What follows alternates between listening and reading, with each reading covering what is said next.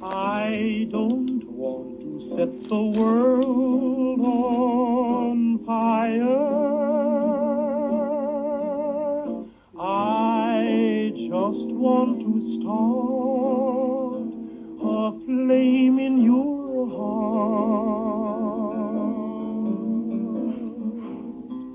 In my heart I have but one desire, and that one is you. No other will do. I've lost all ambition for worldly acclaim. I just want to be the one you love. And with your admission that you feel the same, I'll have reached the goal I'm dreaming of. Believe.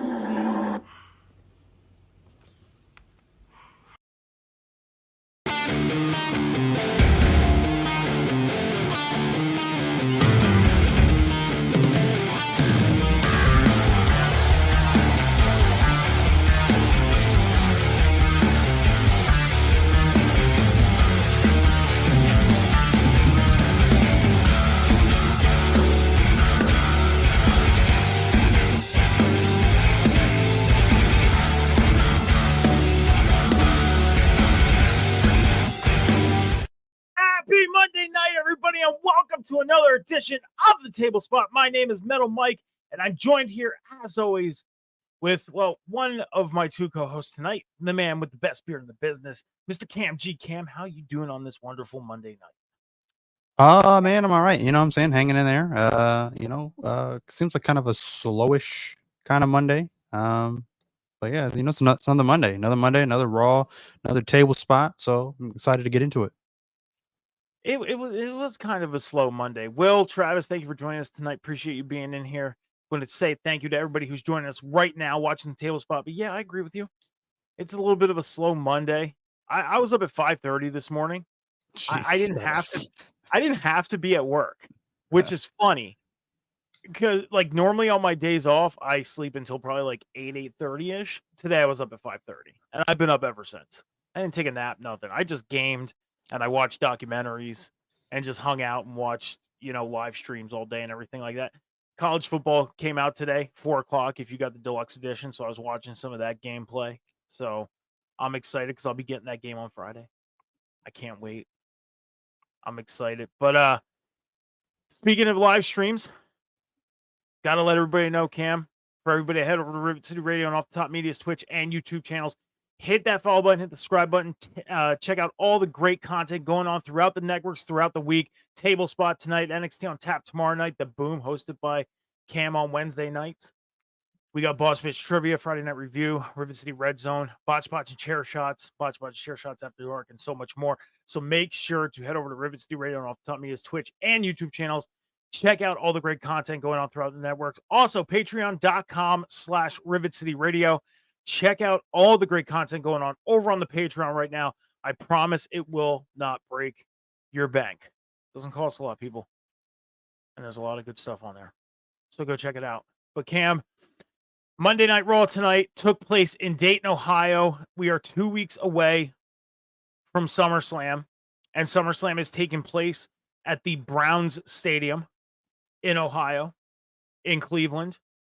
And tonight they were in Dayton for Monday Night Raw. And as always, as we start things off, your full grade, your thoughts on Raw. What would you give Monday Night Raw tonight, 2 weeks away from SummerSlam? Well, initially, I would have given this probably like a D. I think what saved it, though, I think obviously is the heavy and Judgment Day stuff in there. A lot of that stuff tonight was absolutely hilarious too.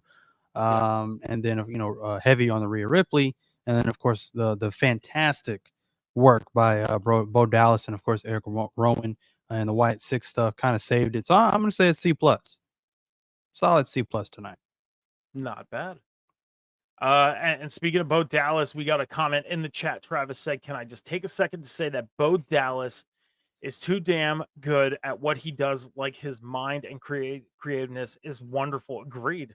I mean, you got some, and we're going to get into the Wyatt Six stuff in a second.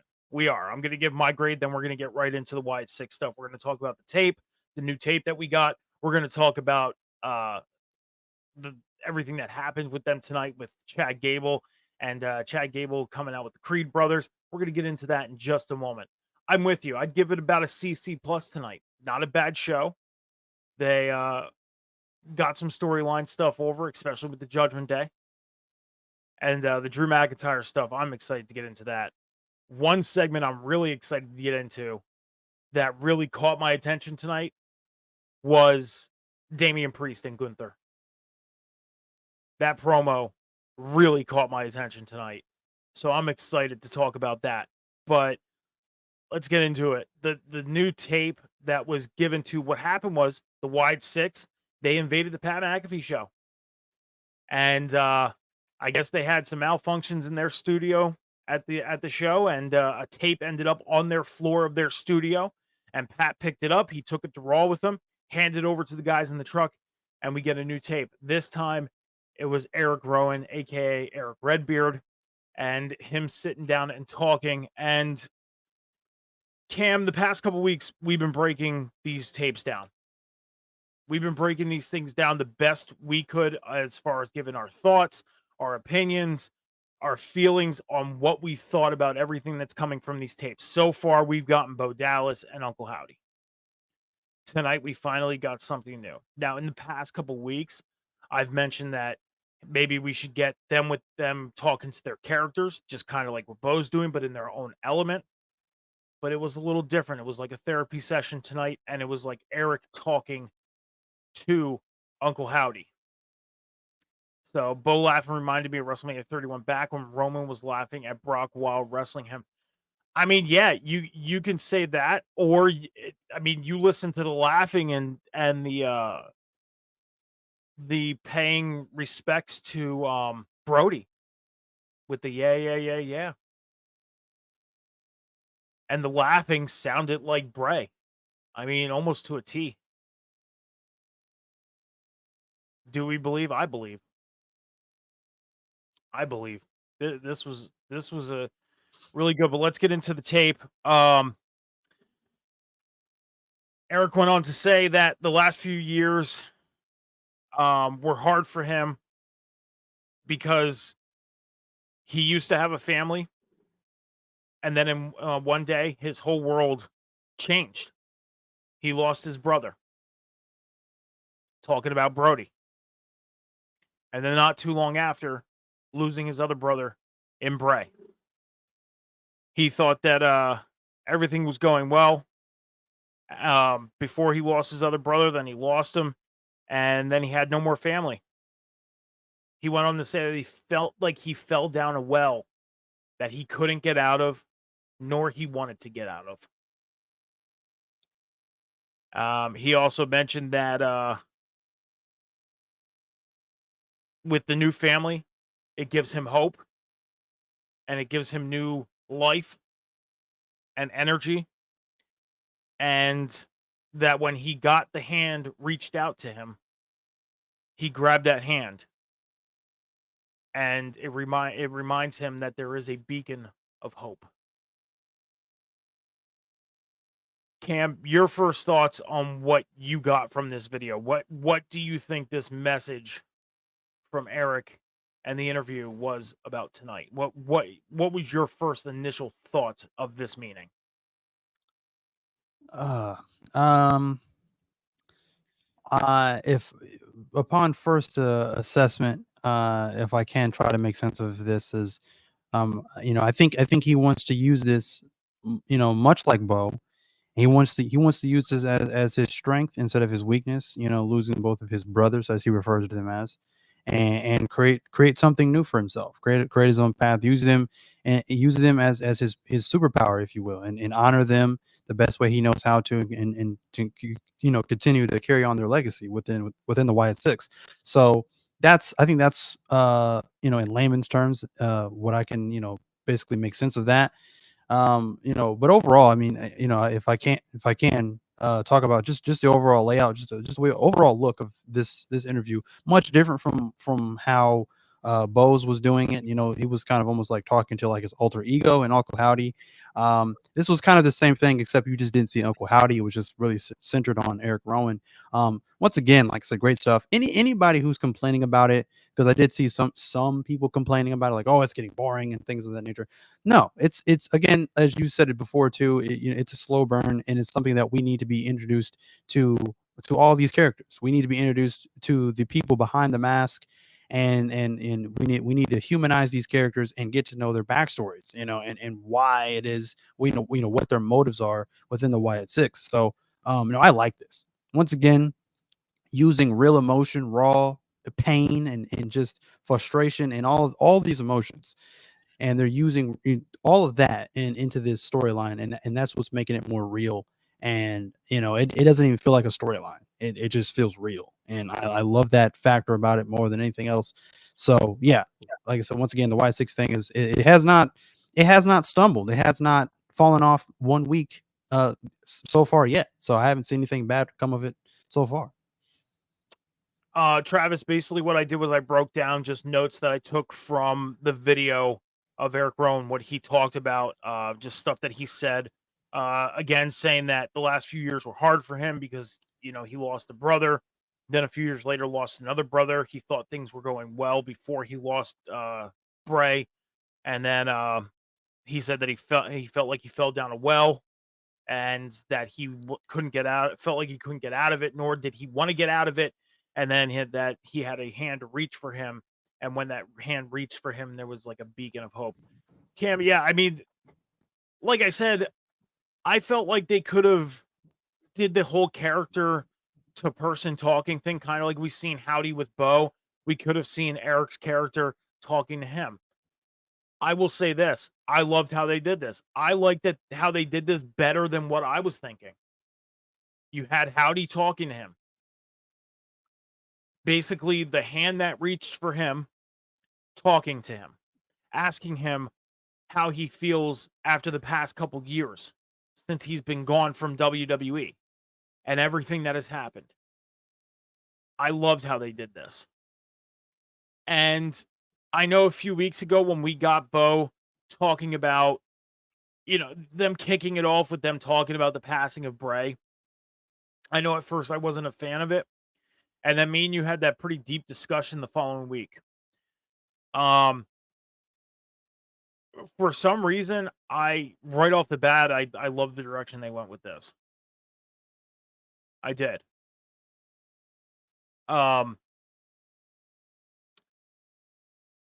This whole interview thing, how they're doing this, it's great because every character, I think, is going to have their own in-depth, deep story, which is what they're heading for. And that's obvious.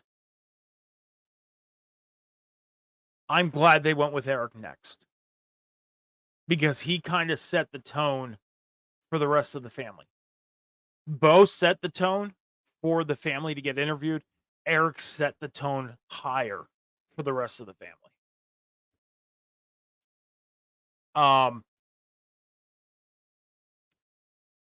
But I agree with everything that you said. I do. And I loved it. I kind of want to go back a couple weeks ago and say that, I want to take back what I said about not loving it, because now it's like, you know what? I kind of loved tonight. I did. But then later on, we got Chad Gable saying that he was going to call out Bo. Walking around, running around saying, hey, I figured things out. I figured out who Howdy was. It's Bo Dallas. Like, no. You're great investigation work, Gable. Good job, buddy. He went to the Alpha Academy, asked them for help. They turned him down. So he goes out to the ring, calls out Bo. We see Bo coming out. Creed Brothers attack. But not too long after, we see the Wyatt Six come out in that real badass entrance. Did you ever think that a single piano note, lights going out, and the fireflies lighting up would be a cool entrance. Man, well, it's crazy because, it's something that worked so well for Bray for so long, and the Fireflies have just become so synonymous with the lights going out. Um, and it was never a Taker thing, right? So you can't even say it was a Taker thing. It's always been a Bray thing. Yeah. So, I don't even know if they even really need music, really. Like an actual theme song. Just that single tone and the lights go out and they come out is really all they need, you know? It's kind of like new age Undertaker's gong, you know? Yeah. Under honestly. So yeah, no, it's just, and again, and I brought this up before, you know, being there live it's just even more of an experience, because you have that experience and you see all the Fireflies out and the lights go out and it's like it's just that chill that you get, so that's an experience, and you still even feel that even being from home, you feel that resonating off of the screen, so they have something special here for sure. So they're like, presentation is everything, and they're doing a great job at it. I mean, I never thought that just a single note from a piano would get over as much as their entrance. I mean, I don't even know if you can call it music. I mean, it's done It's with a really musical not. instrument. I mean, it's done with a musical instrument. It's a single note from a piano, just ding, ding. So I mean, technically you can call it music because it's done with a musical instrument, but just a single key. That's it. And the lights going out, the fireflies coming up, it just fits the presentation. It does. I agree with you. They don't need more. They don't. And I mean, would it be a mistake if they added more? No. But do they need it? No. And I don't even think every individual character would need their own. Because if you go back to the early days of the Wyatt family, Eric Rowan had his own theme, Harper had his own theme, Bray had, he used the Wyatt family theme. That was his. But they used it also as a whole when they came out together. This they don't need that. Like even when he did the Fiend had its own theme, and then he used the Firefly Funhouse jingle when he was just Bray Wyatt. Yep. They don't need the separate. Like they all just use that one thing. And back to the tape thing, what I think is really cool is the fact of in the arena, we're getting the characters. We're not getting the human forms. Now, yes, tonight we got Bo, but the rest of the family came out character form. But on the interview tapes, it's human form. And part of me is thinking like I think they should do each getting 2 weeks. Like next week on Raw, do another sit down with Eric. Cuz there's got to be more. That couldn't have been the whole thing from him. No. So I think next week we get more from Eric. I mean, and the whole Chad Gable thing, I mean, could it? And we all seen what happened. It was a half hour before Raw went off the air. The Creed brothers came out, the family came out, and pretty much chased off the Creed brothers and Gable. Not much physicality. We just seen Bo getting, beat down, but laughing. And the laugh sounded like Bray. He did the yeah, yeah, yeah, pretty much in respect to Brody, aka Luke Harper. So there was little just snippets of tributes, which was really cool. But they're keeping it so far. They're keeping it like, hey, on these tapes you're getting the human form, but out here you're getting the characters. But the question is going to lie, and we talked about this last week. Was when the bell rings, do they wrestle in those masks? Do you think they wrestle in the masks, or do you think we actually just see them wrestling in human form? I mean, me personally, I think this with this whole segment with with Bray with Bo getting beat down, I do believe that he I think this is just for more of things to come. I think he does wrestle without the mask on. I hope so, at least, because this was great. Like, you're not gonna, yeah, the mask and things, it goes with the character, and that's and people resonate with that a little bit more, just because they know what that represents, with everything involved with the story in Bray and in the past and whatnot have you. But I mean, imagine if he had come out as Uncle Howdy, as he did, with the mask and the hat and the trench coat and all this, and he gets jumped by the Creed brothers. Would it have the same effect?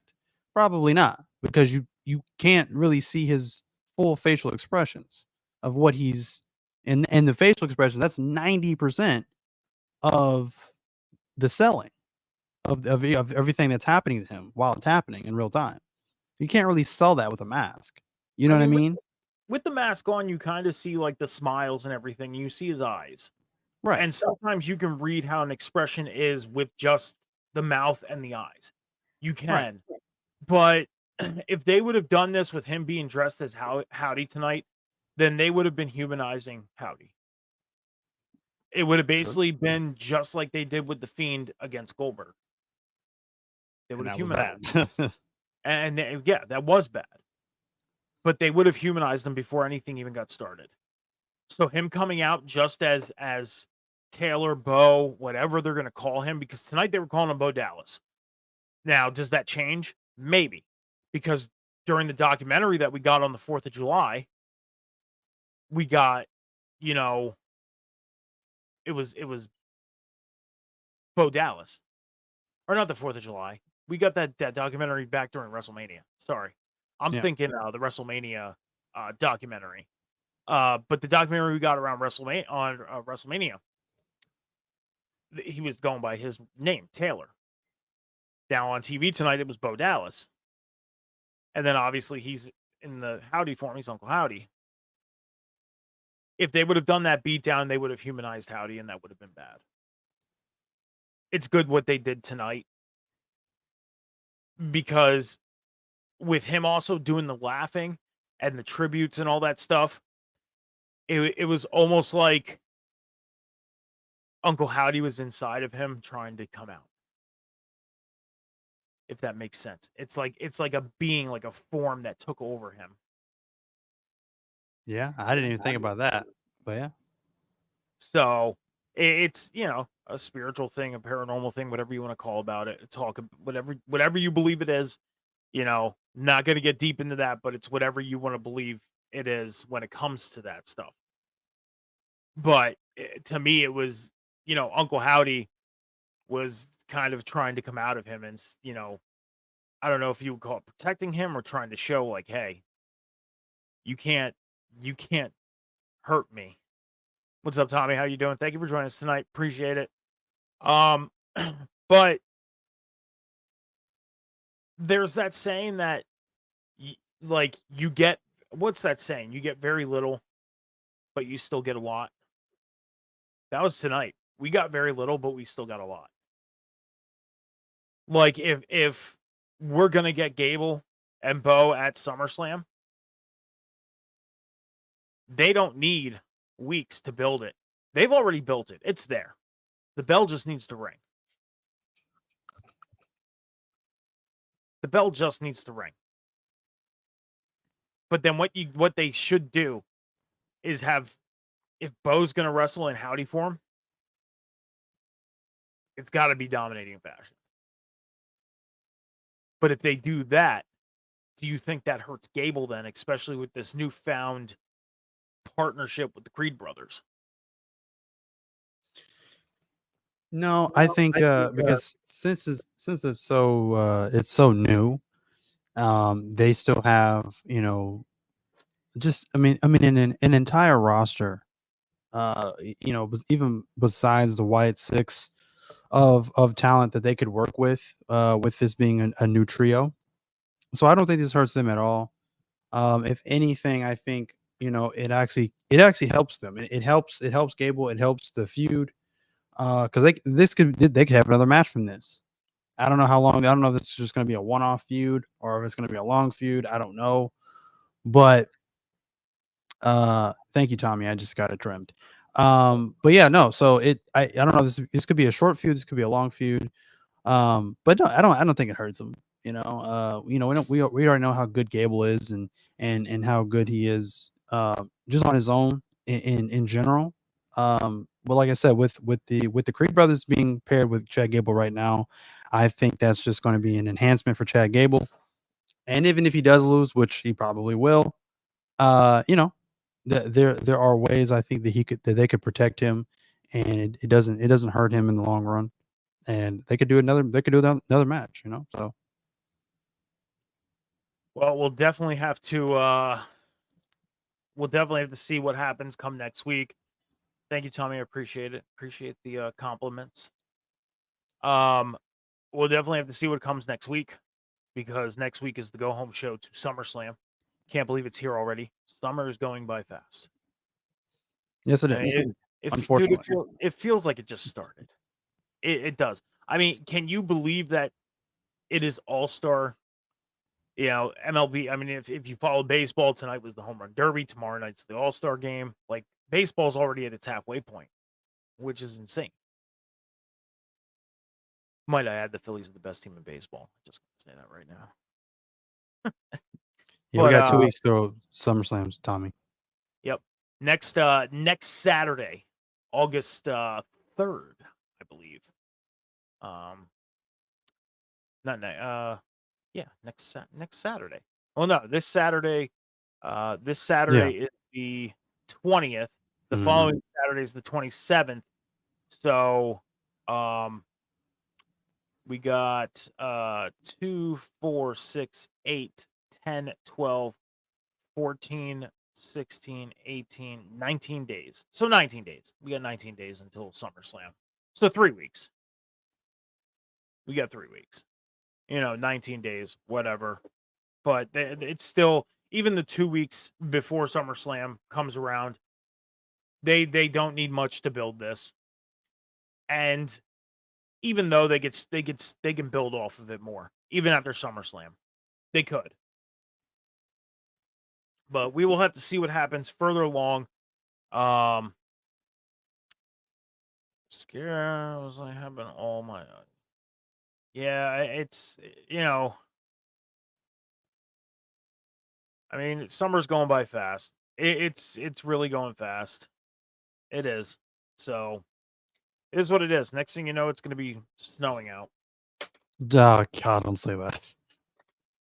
It's going to be snowing out. We're going to be, singing Christmas songs and stuff like that. So, goodness gracious. Hey, Christmas in July is 2 weeks away. So,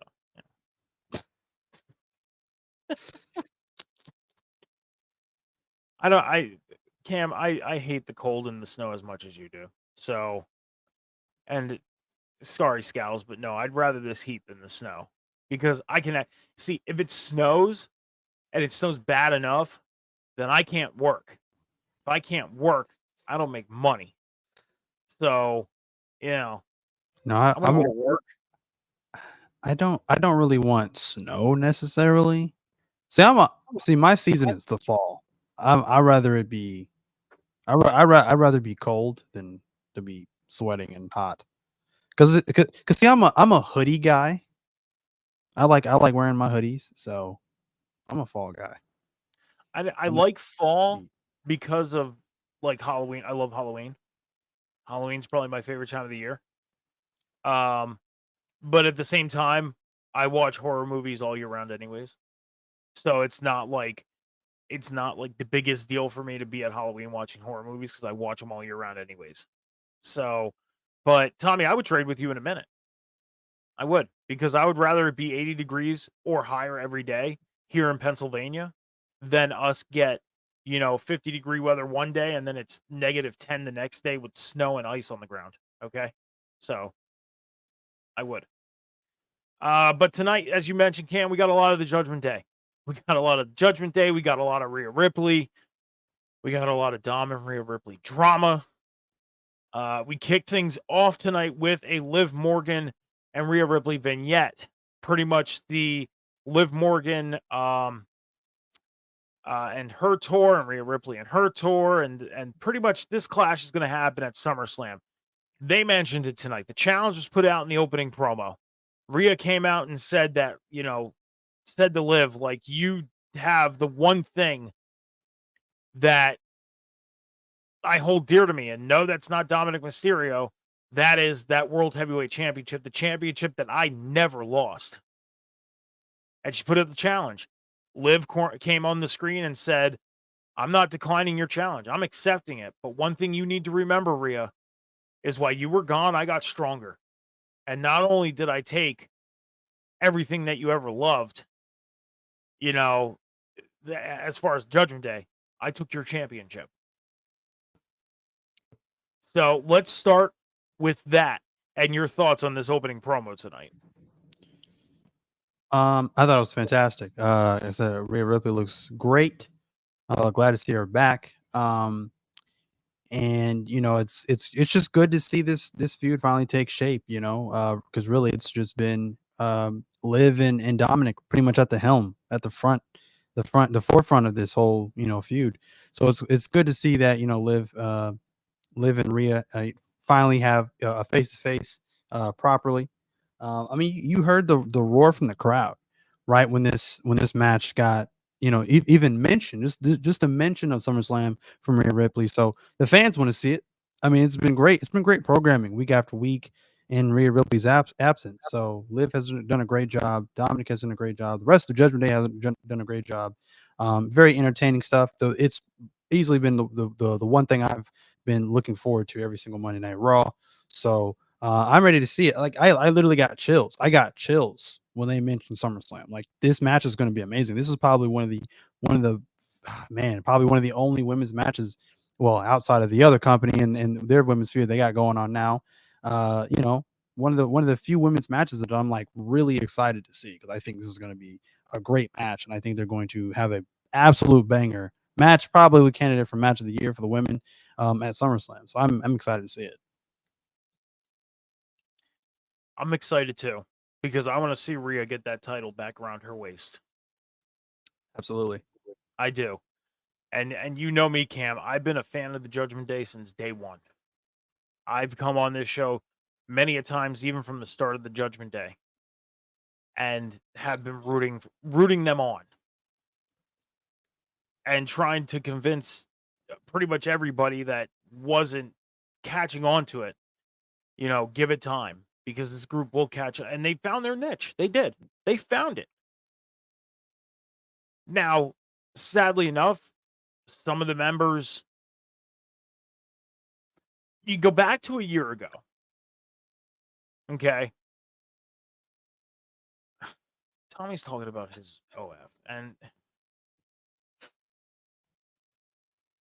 Tommy, I don't know what's happening. I do. But Judgment Day, we go back to a year ago, and Damian Priest, before his match with Bad Bunny, wasn't catching on with anybody. Is it safe to say that match with Bad Bunny kind of helped Damian Priest a little bit? Yes. A little bit. But then he started, showing. I mean, he's down, I know, down in NXT and everything like that. And even when he came up on the main roster first, he was showing his talent. The guy has talent, obviously. But he was the one member that really wasn't catching with a lot of people.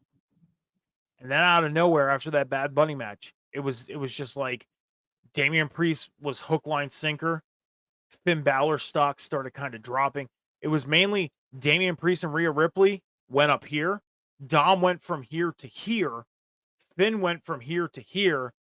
And then JD, I mean, the only time that he was really believable was when he showed up on camera and didn't say anything. And it was in the parking lot. After that, it was almost like he was the complete joke. And it sucks, because you kind of thought, like, man, he could be one of those, one of those dudes that can come in and destroy some stuff, like make a bang. And realistically, he hasn't. It's been more Rhea Ripley and Damian Priest this past, let's say 10 months. Rhea Ripley a year. And now that Rhea's back, the focus is going right back on her. I mean, Damian has done a great job the past 3 months, not only as world champion, but, kind of showing his leadership and direction of the Judgment Day. And it would be nice to see somebody like Finn Balor get that pickup. Because this group is it safe to say, Cam, that this group is kind of hurting Finn Balor a little bit? I mean, I think in the beginning maybe, because as you've mentioned before, like he wasn't made the leader, which in the beginning, which made all too much sense, right? But now it's just kind of like, well, look at it this way: it's keeping him in the limelight. He's a champion right now. Yeah. He's got gold, so that counts for something. It'd be worse if he was in JD McDonough's position, and he was just treated as like the little brother, the whipping boy of the group, or even worse, Carlito, because I have no idea why Carlito's still around. He's not doing anything. For some reason, I feel like Carlito's getting treated better. That's crazy. Like, for some reason, I feel like Carlito is getting treated a little better than JD. Oh, I thought you. Okay. No, I thought you meant than Finn. I was like, whoa, no. That's crazy. No, I'm not going that far. JD, yes. Finn, no. No. I think Finn will always have the one up on Carlito in this group. Yeah, he will. Carlito's just there. Yeah, but even with him just being there, I mean, look at tonight. Oh yeah, for sure. I'm not disagreeing with that. And I got to find it in my notes in the promo backstage with Dom and Rhea. That Dom said that, Rhea, you're mine. And it made Rhea mad. She wasn't happy, and just Carlito coming up and be like, dude, that's not cool. Like, just that little bit was like, all right, Carlito, that was good. He's the R-Truth of the group. But that's the thing, and even Scouts just said Carlito's the comedy relief in the group. Who cares? That's just enough. That's enough to say that he's doing more for this group than JD McDonough is right now. Yeah, it's true. Just that comedy relief is kind of doing more than JD McDonough. And again, you go back to a year ago when JD showed up on our screens in that parking lot when Finn Balor was standing there and he was just staring at in that black suit. Like he looked badass. He did. You're thinking, okay, this is cool. And then he just became an immediate joke. Like he became a messenger boy, a joke. Like, what is this? Why? And there's been no attempt of recovery from it. None whatsoever. And you would think with the new, regime in charge that there would be some type of recovery from it. But there hasn't been. And I guess you can kind of blame it on the focus on Damian and Rhea and Dom and Liv. But at the same time, this group is being shown. We've seen them, at least 2 segments every hour tonight? That's 6 segments. 6 segments. A few weeks ago, we've seen them in 8 segments. You're telling me in one of those 6 to 8 segments, they can't do something for JD McDonough to give him a little bit of a boost? Apparently not. He's the only one in this group. No, Dom didn't. Dom wasn't a champion in this group. Dom's never held a title yet in this group. He was a tag team champion when he was with Ray, but he was never a champion with the Judgment Day. But Damian, Rhea, Finn, and yeah, JD's a tag team champion with Finn. Yeah. Oh, okay. Oh, it's still not helping him.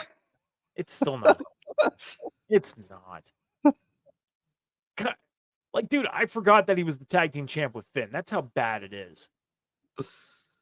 That's bad. Well, Dom was a champion, actually. He was the North American champion.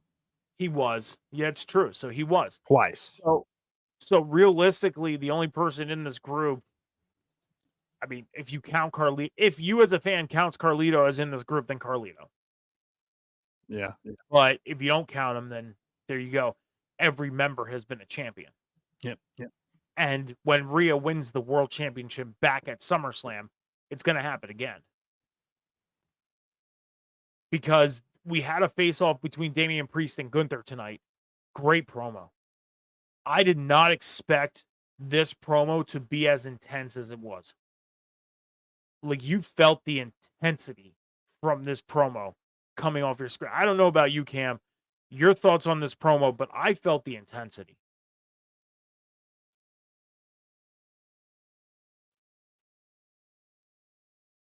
I just got a message from Tommy and said, turn my mic down. Anyway, Right your now. question again? What were you saying? So I was talking about the Gunther and Damian Priest promo. And I was saying how intense it was. And I said that I feel like at the end of SummerSlam, that every member of the Judgment Day, because Rhea's going to win the world title back. And I don't think Gunther is going to win the world title. I think Damian walks out of SummerSlam as the world champion. But I want to get your thoughts on tonight's promo between Gunther and Damian, because I felt the intensity coming off my TV screen tonight between those two. I felt it. I didn't expect it. I didn't at all. But they got me pretty excited. You're saying you think Damian's walking out champ still? I think Damian is walking out retaining the world title, yes. Ooh. I do. That's bold. That's a bold statement. Damian Priest made a lot of good points and defended himself very well tonight in that promo with Gunther, enough to make me believe that he's walking out still world champion. Yeah, I have to disagree with that. I don't think so. I really don't think he's walking out champ. But then again, who knows? What do I know? I said that before with him and Drew.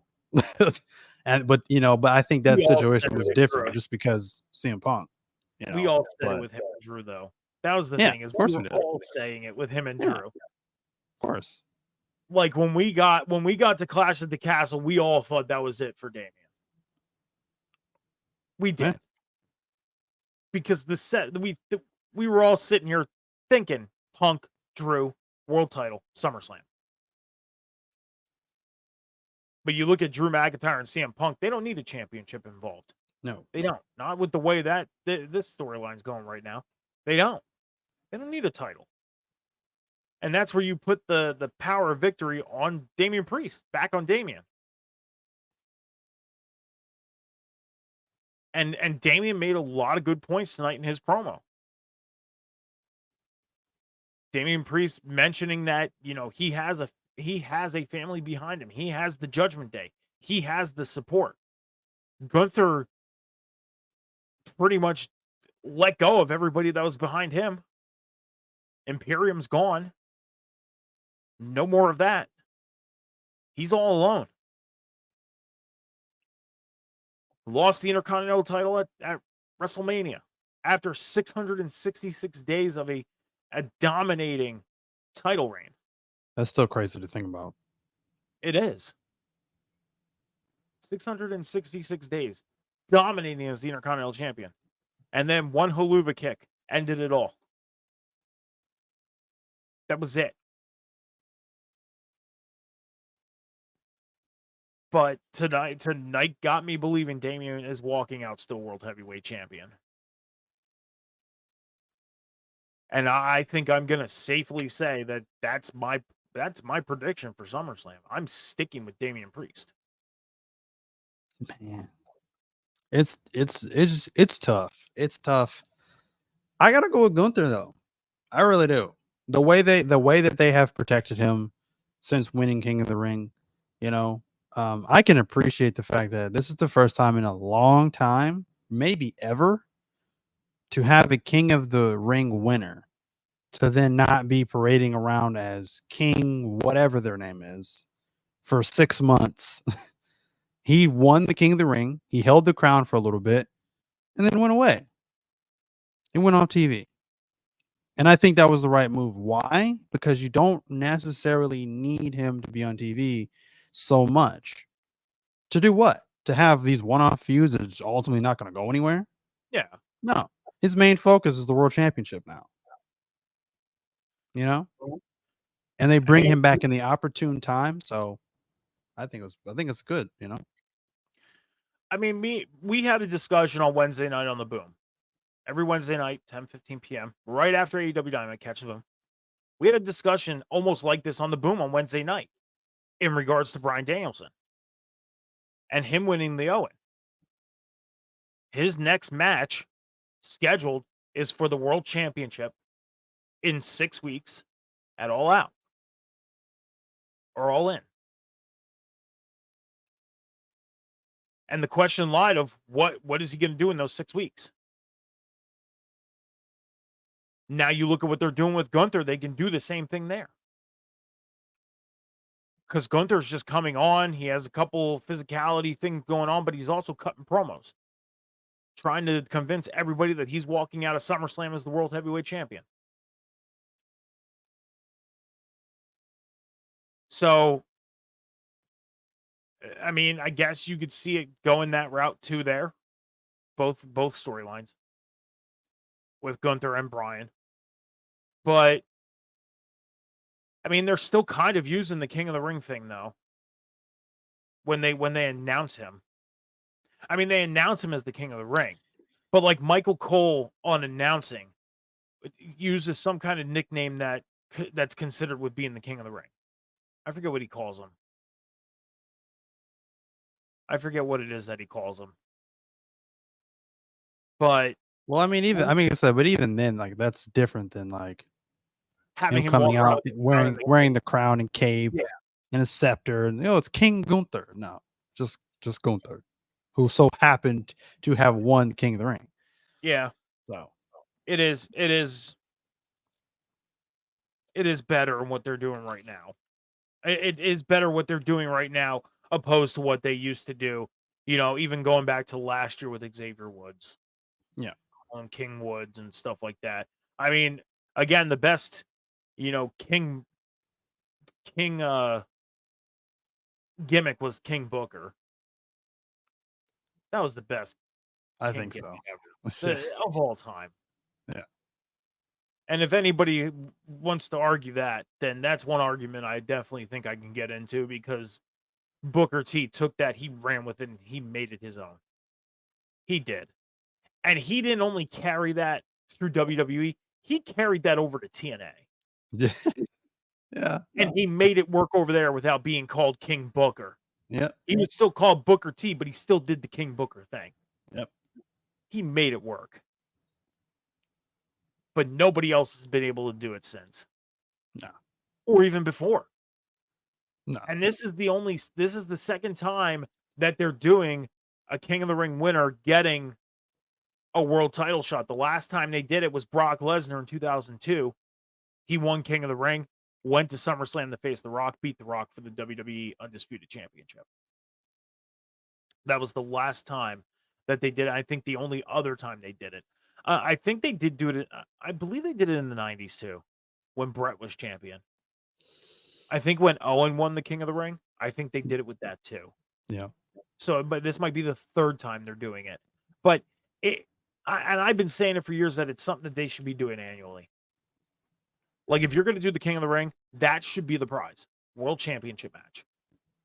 Yeah. Should be. And hell, even if somebody like Xavier Woods wins it, give him a world title match. Why not? Kofi won the WWE Championship. Took him 11 years, but who cares? He won the WWE Championship. Ricochet got a world title shot against Brock Lesnar a few years back. so they can make it believable. And especially now with the way WWE's today, they could definitely make it believable and definitely make it work.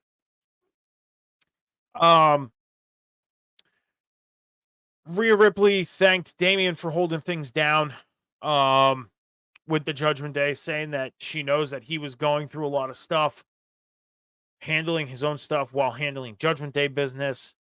She questioned why Carlito was there. There was really no answer. Do you think Rhea takes over from here on out? Do you think Rhea takes over being the leader from here on out and takes the weight off Damian's Priest? Or do you see those two actually working together as a team moving forward? Because Damian has been the leader the past couple months. Or do you think the lead goes right back into Rhea's hands? I mean, I think Rhea kind of takes some control back, but I think primarily her and Damian are going to work pretty close together to keep keep things in order.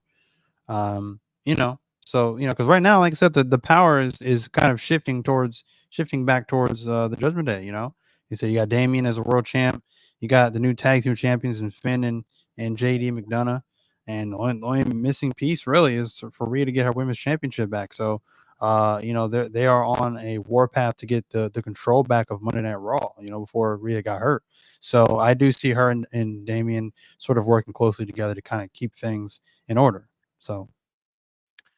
Rhea Ripley also questioned Dominic Mysterio's manhood tonight, which was pretty funny because a match was made between Dom and Ray, and Rhea said, "Why are you putting yourself in this position?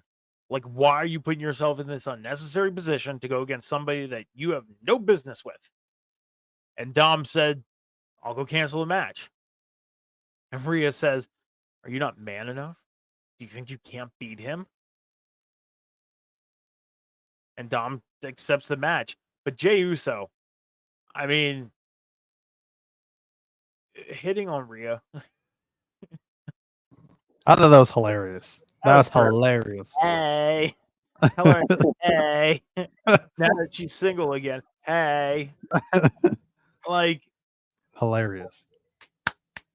Jay, I may not have had many good things to say about you, sir, the past couple weeks, but congratulations. You got an applause from me. Bravo. You got an applause from me. But we did get the match between Dom and Ray tonight. What was your thoughts on the Dom and Ray match tonight? Yes. The Jay and Dom match. It was a match for what it was. Jay. You did say Ray. It kind of threw me off for a second. I was like, wait a second. I'm sorry. Ray. I meant it's the same as one letter difference, Ray. Jay. Ray. Ray.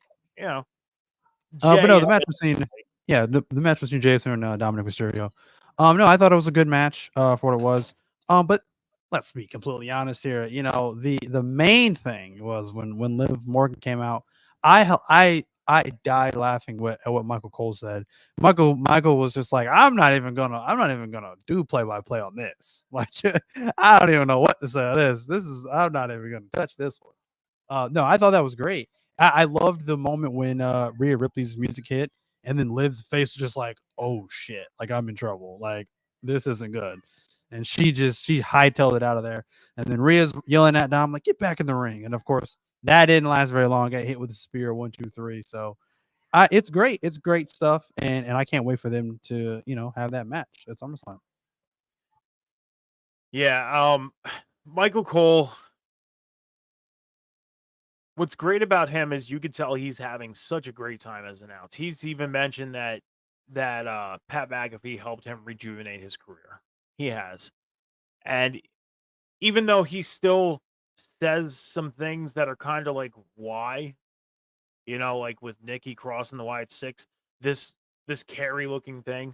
Like, come on, dude. But then you recover by saying, you know what? I see Liv on top of Dom. I'm not even gonna call this. Like, no, stop, keep my hands off this one. I'm just gonna let this play out and do its thing. And the next thing you know, Rhea's coming out. And the great thing is Liv Morgan ran her mouth at the beginning of the night. I'm not scared of you. I'm a different person. I know I can beat you at SummerSlam, so I'll see you there. And then as soon as the music hits and you see her coming out, you hightail it.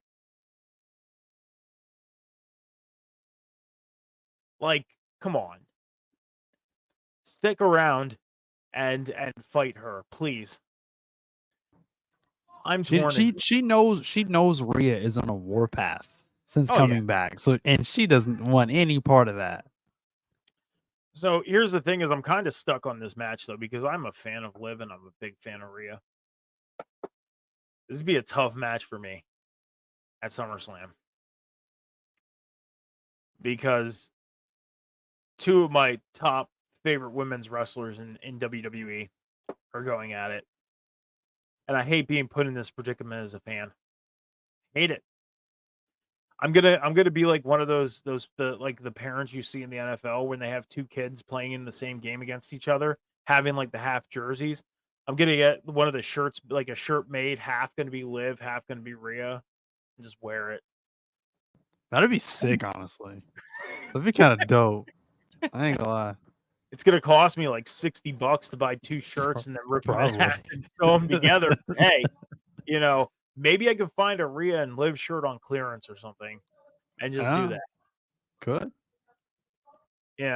There actually is a site right now that has WWE shirts on sale right now. Maybe I can get lucky there. But yeah, Jay and Dom, not a bad match. It was pretty good for what it was. Jey Uso ended up picking up the win. I still wish they would drop the main event moniker for him. At this point, I think this is the first time in a while that he wasn't involved in the main event on Raw.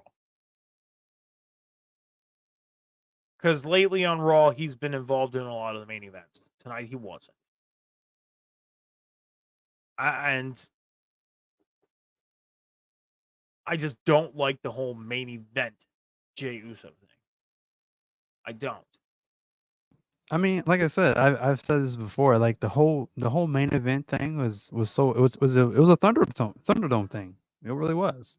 It was a Thunderdome thing. It was the thing where he basically was forced to be solo because Jimmy got hurt. Jimmy was on the shelf for a long time, so and that just became a thing. And then people were realizing like, oh wow, Jay can actually work on his own. And then he had the whole feud with Roman, and then he started main event with Roman. So that's how that whole main event moniker came about. But once we got fans back, that kind of just withered away because we got the rest of the roster back, got Roman back, and started traveling again, and main event moniker kind of died after that, if you ask me. So yeah. It's been dead and gone a long time now. Yeah. It has, and why they're still calling him that, I get it. Like, you put it on merch, you put it on a shirt, makes it look cool. You can do different designs with it, all that stuff. I get it. But I'm just not a fan of it. Like, just go back to being Jey Uso. And I'm sure if the storyline goes the way that we think it's going to go, of him getting back together with Jimmy and Roman and doing the whole bloodline Civil War thing, if that's going to happen, then I'm sure we're just going to get Jey Uso again. But for right now, he's not in the main event. So there's no reason to call him main event. But yeah, not a bad match between those two tonight. Before we get into the Drew McIntyre thing, because Drew McIntyre was on Raw tonight. If we remember last week, CM Punk was told, or asked rather, to stay home because Adam Pearce wanted to talk to CM Punk. To Drew McIntyre about getting him back and not suspended anymore. We're going to get into that, but there was a couple matches that happened tonight on Raw. The first match that happened tonight, Sheamus coming out with a new theme, taking on Bronson Reed. Your thoughts on the Bronson Reed and Sheamus match? Just another Bronson Reed match. I'm a fan of Bronson Reed. I really am. But there's just not much for him right now. So when I see this match on paper, I'm just like, why? Like, I know I kind of feel like I had that feeling he's not going to win. He hasn't really had a whole lot of wins here lately. He's had one title match, maybe two, but he's definitely had one that I know of, and that was Triple Threat. So yeah, man, I don't know. Like I said, I think he needs to go to SmackDown. It's just too bloated on Raw. There's too much going on. Go to SmackDown. SmackDown doesn't really have a whole lot going on, really. SmackDown, I think he would have more of a free space and a clean slate to really do something to really get over, because he has more to offer, but there's just nothing for him on Raw. Every major slot, like every major storyline with all their big names, is filled right now. So you really can't even fit him in the world title scene. It number one, it wouldn't make sense. Number two, it he doesn't fit in that slot right now. You know, you haven't built him up enough. You haven't built a compelling case of why you're putting him in the world title shot.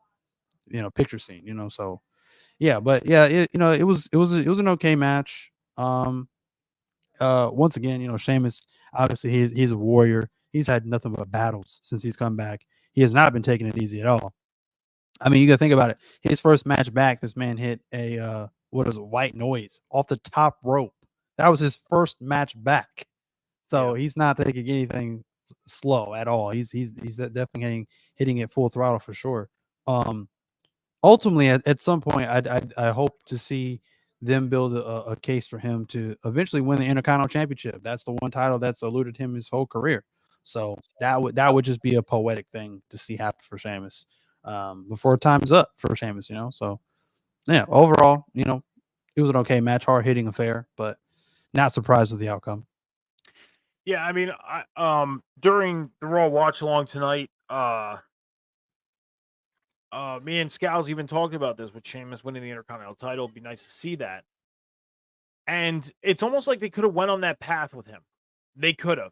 I mean, and we'll talk about Sami Zayn and Ilya Dragunov and Braun Breaker in a moment. But like even starting tonight, they could have probably put Sheamus in a position to go on a path for the Intercontinental Championship.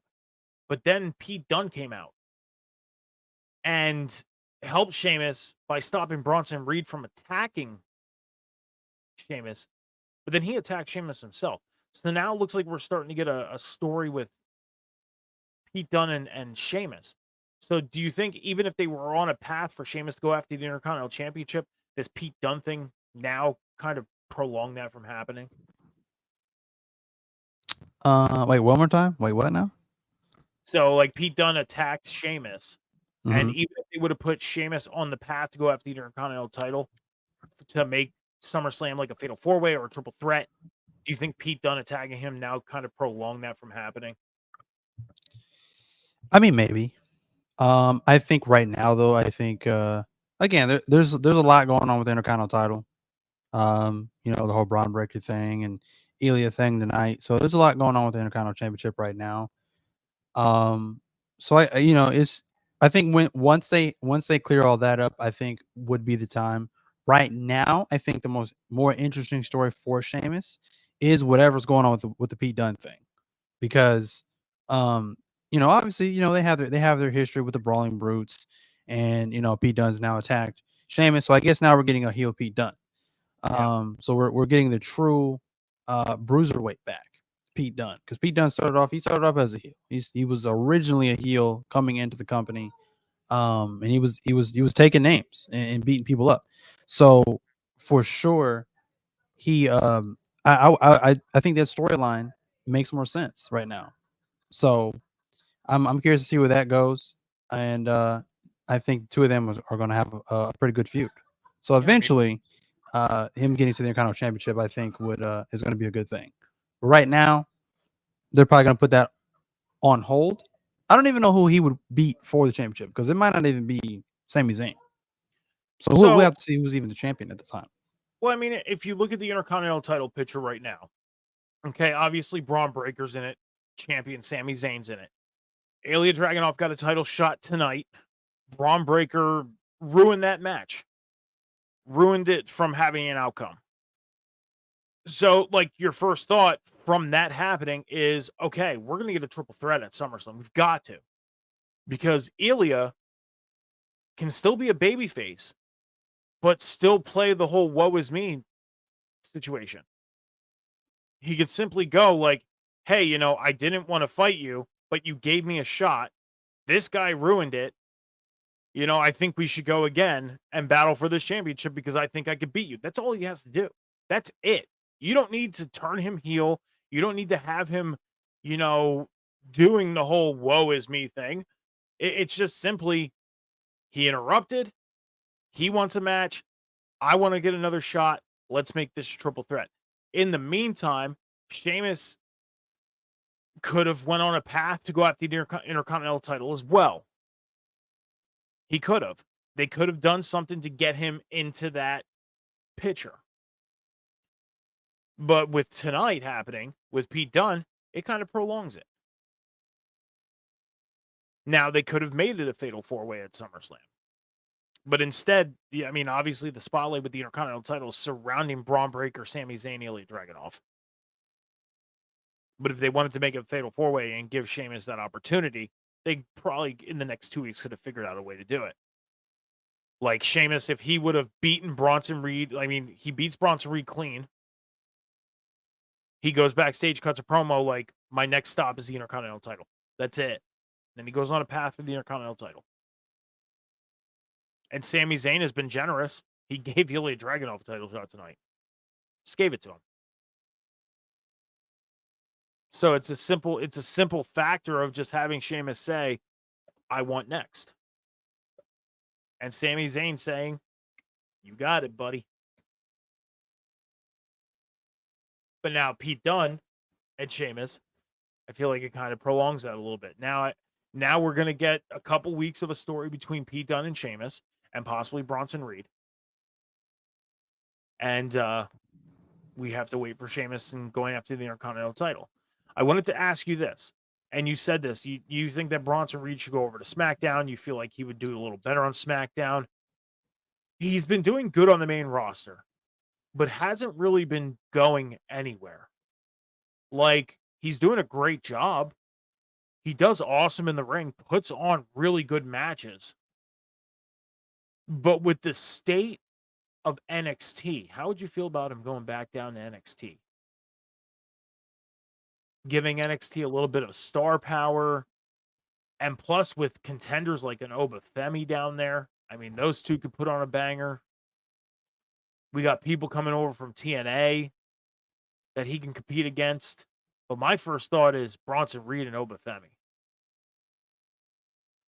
So I'm glad you said that because, you know, with the way that NXT is right now, I think he'd be a great fit, honestly.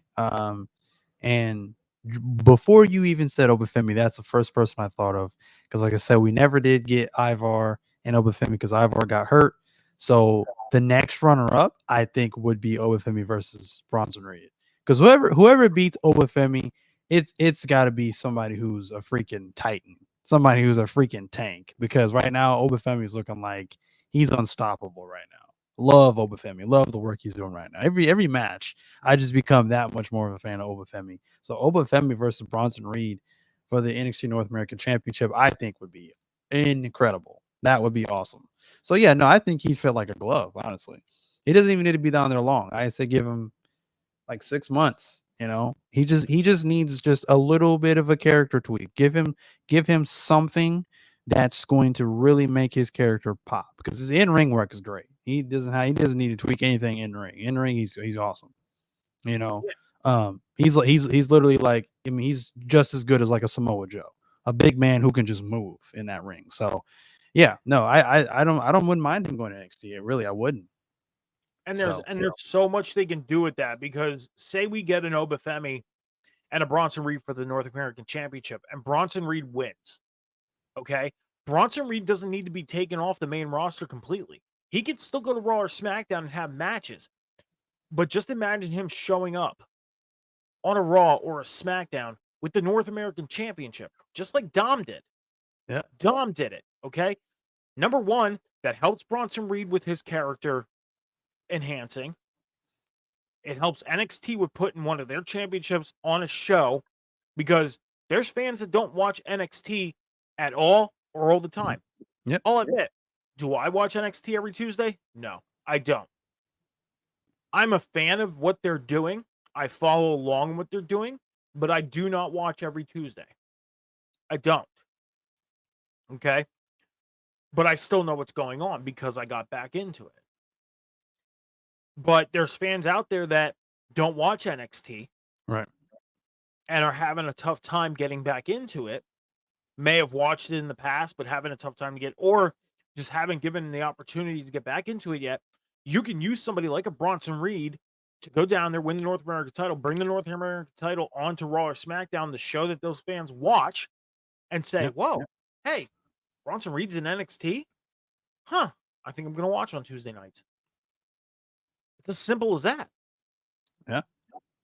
I mean, because just imagine what they did with the fans that just watch TNA. Because there's fans that just watch TNA and not NXT.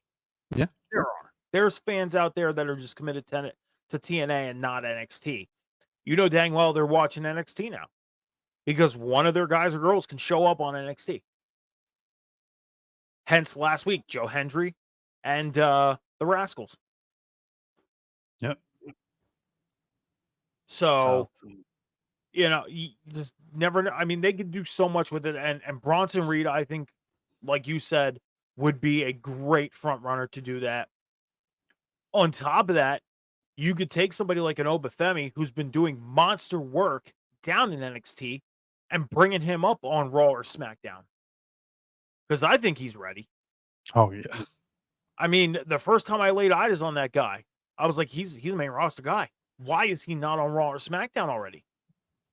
Why? But I get it. He's one of the stars down there.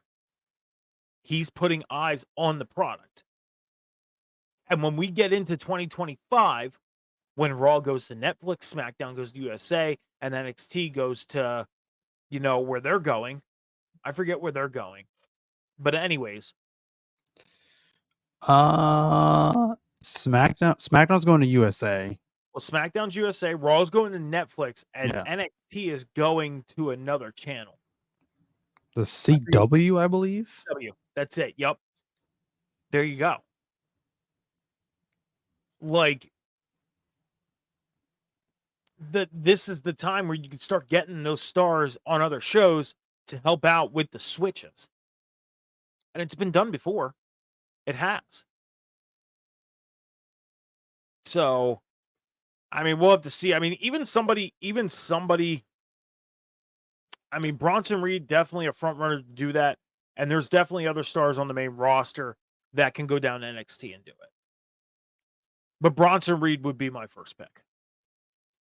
He would.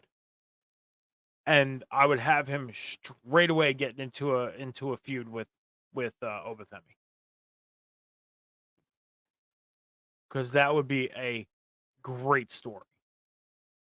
Great story. Drew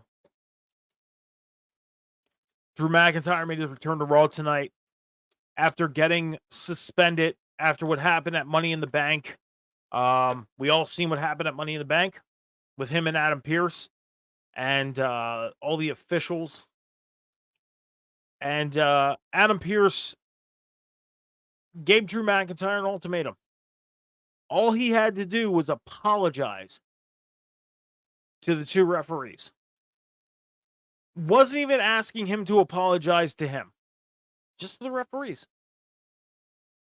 But at the same time, Adam Pearce was kind of trying to, be the puppeteer a little bit and trying to degrade Drew McIntyre. I'm sorry, but Adam Pearce was trying to degrade Drew McIntyre a little bit. He had that I have you in the palm of my hands attitude. And you've seen it. Drew McIntyre said, no, I'm not going to apologize. I don't have any reason to apologize. You screwed me over. You screwed me over. So I have no reason to apologize. Just bring me back. Make the match. Let's get to SummerSlam. Let's get all this behind us. And let's just move forward. No, didn't happen. Drew McIntyre still suspended. Seth Rollins, after Drew McIntyre attacked the officials and was getting ready to attack Adam Pearce, Seth Rollins came out, took care of business. Drew McIntyre goes running with his tail between his legs. And now Drew McIntyre is still suspended. Your thoughts on this? Um, I think it was done very well on Drew's part. Because Drew kind of came out looking like he was, a changed man. Like he was turning over a new leaf. He was looking like he was going to be all apologetic to the referees and to Adam Pearce. But then of course the true Drew comes out, and man, you got to think about it. The one thing, I don't know about you, but the one thing I was thinking of, when Drew is just blaming everybody, and he's been screwed over all these times in these matches. You know, the one thing I was thinking of is like, man, he definitely has gone through a vast range of characters. I mean, he was the Scottish psychopath. Then when this whole thing started, he was like the king of the internet trolls. Then from there to being like obsessed with CM Punk. Now it's just like he's like the number one. He's almost like modern day Bret Hart now. He just complains about everything now. he just complains about everything and everyone. So it's like it's just crazy just to see how the vast range of Drew is of just how he's changed over time. So but no, this is great. This is a good thing. Seth coming out was a little bit of a head scratcher, I guess. But I mean, since he really can't go after Damien again, I mean, this is the only thing he really can kind of pivot towards now is Drew. So it kind of makes me believe that we may not get CM Punk and Drew at SummerSlam. We may be getting Drew and Seth Rollins, which again is kind of strange to me, but I think we might be getting it. I think honestly, I think they're going to drag this CM Punk and Drew McIntyre thing out a little longer until probably Bad Blood in October. That's what I think. So I agree. I agree with that because I think CM Punk is still recovering from his injury. I mean crazy enough when you look at the injury that CM Punk had. It's a tough injury.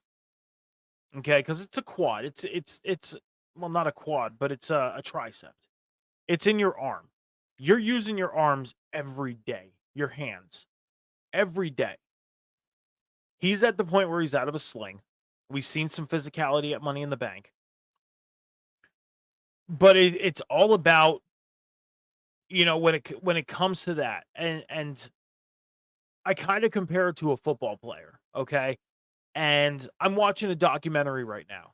Okay, Netflix did a documentary last year called Quarterbacks, and they focused on three quarterbacks: Patrick Mahomes, Marcus Mariota, and Kirk Cousins. This year, the same makers of that made receivers, and they're following Deebo Samuel, George Kittle, both from the 49ers.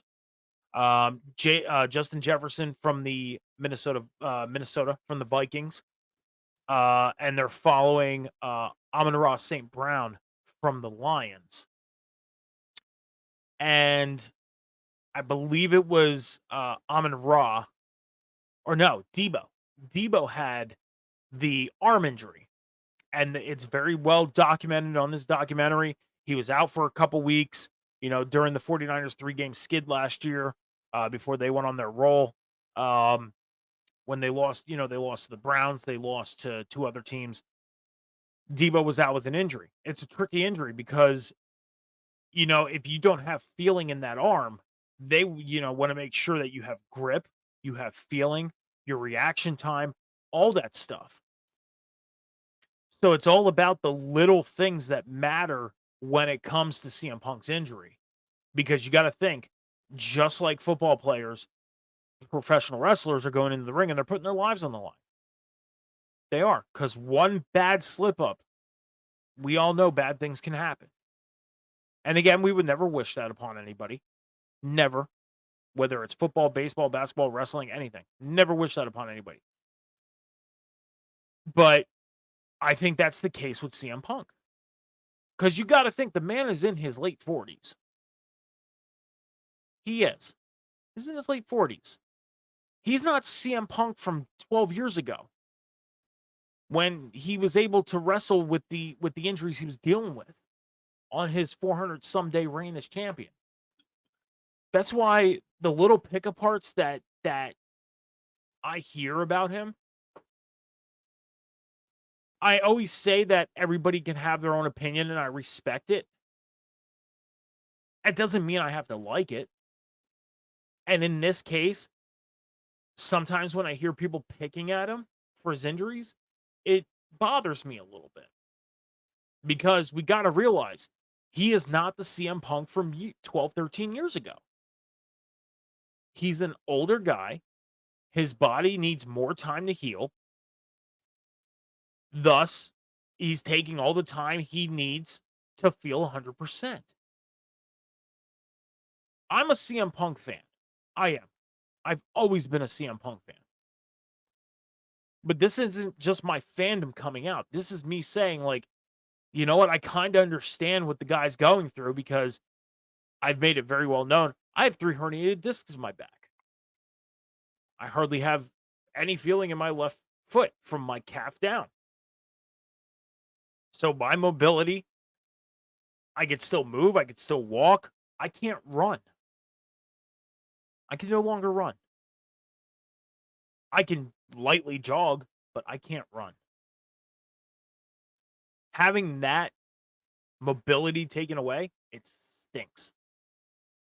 It does. So when it comes to his injury and understanding where he's coming from and the why he's taking so long to recover, I get it. And I understand it. And he still wants to be in the ring and perform for the fans. But he wants to make sure he's 100%. And if they're going to prolong this to Bad Blood and we just get Drew and Seth at SummerSlam, so be it. I'm okay with it. We're going to get a great match between those two. No championship on the line. Because face it, when we got to WrestleMania, we knew Drew was winning, but we still got a pretty decent match from those two. Now Seth's healthier. He's recovered from his injuries. And we're going to get a better match at SummerSlam between these two than what we got at WrestleMania. The only difference is no championship is on the line. And it's going to add into the story because of the problems that Rollins has also with CM Punk. And this can turn into, you know, the enemy of my enemy is my friend type of deal. It can turn into that. The question is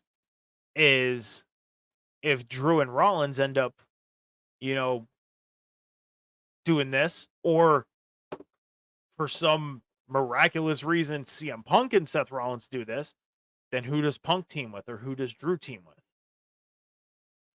Or who does Rollins team with? Because we could see Drew and Punk team up at some point. That'd be wild. It would be. Because this is a storyline to where you could take it and turn it into the enemy of my enemy is my friend. Yeah. They could. And I forget who said it. I forget who said it. It might have been Sean who said, how crazy would it be if we seen, you know, Drew and Seth team up at some point? I believe it was him. I'm not sure, but somebody said it.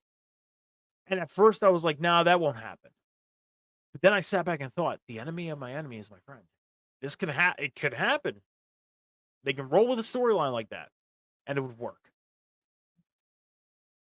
Crazy enough, it would work. But I agree with you. I think we get CM Punk and Drew McIntyre at Bad Blood. I think we get Seth and Drew at SummerSlam. Because CM Punk needs to recover a little more. I've thought about it. And that's what I'm thinking. And I feel bad for the people that are going to SummerSlam because, you know, you're expecting CM Punk and you want to see CM Punk because you don't know, you know, how long CM Punk is going to be around. Oh, And I this still think he'll also- be there at SummerSlam. I just don't think he's wrestling. Yeah, he'll be there. He'll be involved in some way, shape, or form. That's a given. I could agree with that. But it's just the fact of being in a match bell to bell. Yeah. Is the expectancy. You know what I mean? Yeah. Like you're expecting to see him in a sanctioned match. And instead you're just going to see him in a run-in situation to where he's attacking somebody. You know, that's almost like the story we talked about last week when I said the only time I've seen the Dead Man Undertaker is when he attacked, you know, AJ Styles and the Good Brothers at Elimination Chamber 2020. I seen him for 30 seconds. That was it. In the 34 years I've been a pro wrestling fan, that's the only time I ever seen Dead Man Taker. Other times, Biker Taker. So, we'll have to see what happens. I mean, hey, we got 2.5, 3 weeks until SummerSlam. We're not far off. So, I mean, hey, maybe CM Punk is going to be cleared enough, ready to go to do a bell-to-bell match, and maybe it becomes a triple threat. Maybe it does. Could you see that happening in any way? A triple threat between these three? I mean, maybe. I wouldn't want to see that initially for the first match. They could do that for like maybe a second match or a continuation of the storyline and see how the storyline evolves. But for the first match, I don't think I'd want to see a triple threat just because really, I mean the real like core of this feud is centered around Drew and CM Punk. Yeah. And realistically, for them to bring back an old pay-per-view in Bad Blood, I think Drew and CM Punk is the perfect feud to be the headliner of that said pay-per-view. Because that's what they have. They have bad blood between each other. So Oh, and you brought up the fact that Drew McIntyre is reminding you of Bret Hart, and I've been saying it for weeks. I've seen the video of the comparison between this storyline and Bret and Shawn from 97. There's comparisons they're taking from that storyline, and you see it. If you go back and watch even a shortened up 20-minute video of that storyline put together, because I'm sure there's one out there, and watch how that story progressed, you see the bits and pieces. And I pointed it out. I said it. Punk went into Drew's backyard, pissed in his backyard. Drew came into CM Punk's backyard, pissed in his backyard. And then we got to Money in the Bank in Canada. And where did the screw job happen? In Canada. Drew McIntyre cashed in Money in the Bank.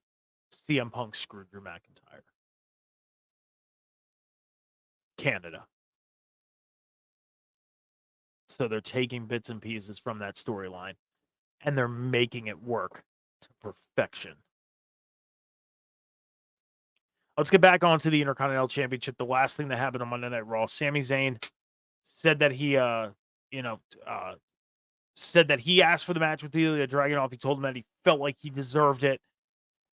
Again, Braun Breaker earlier in the night said that he was going to go out there and take out everybody that was involved in the match, thus forcing Adam Pearce to eject Braun Breaker. Braun Breaker found his way back into the building.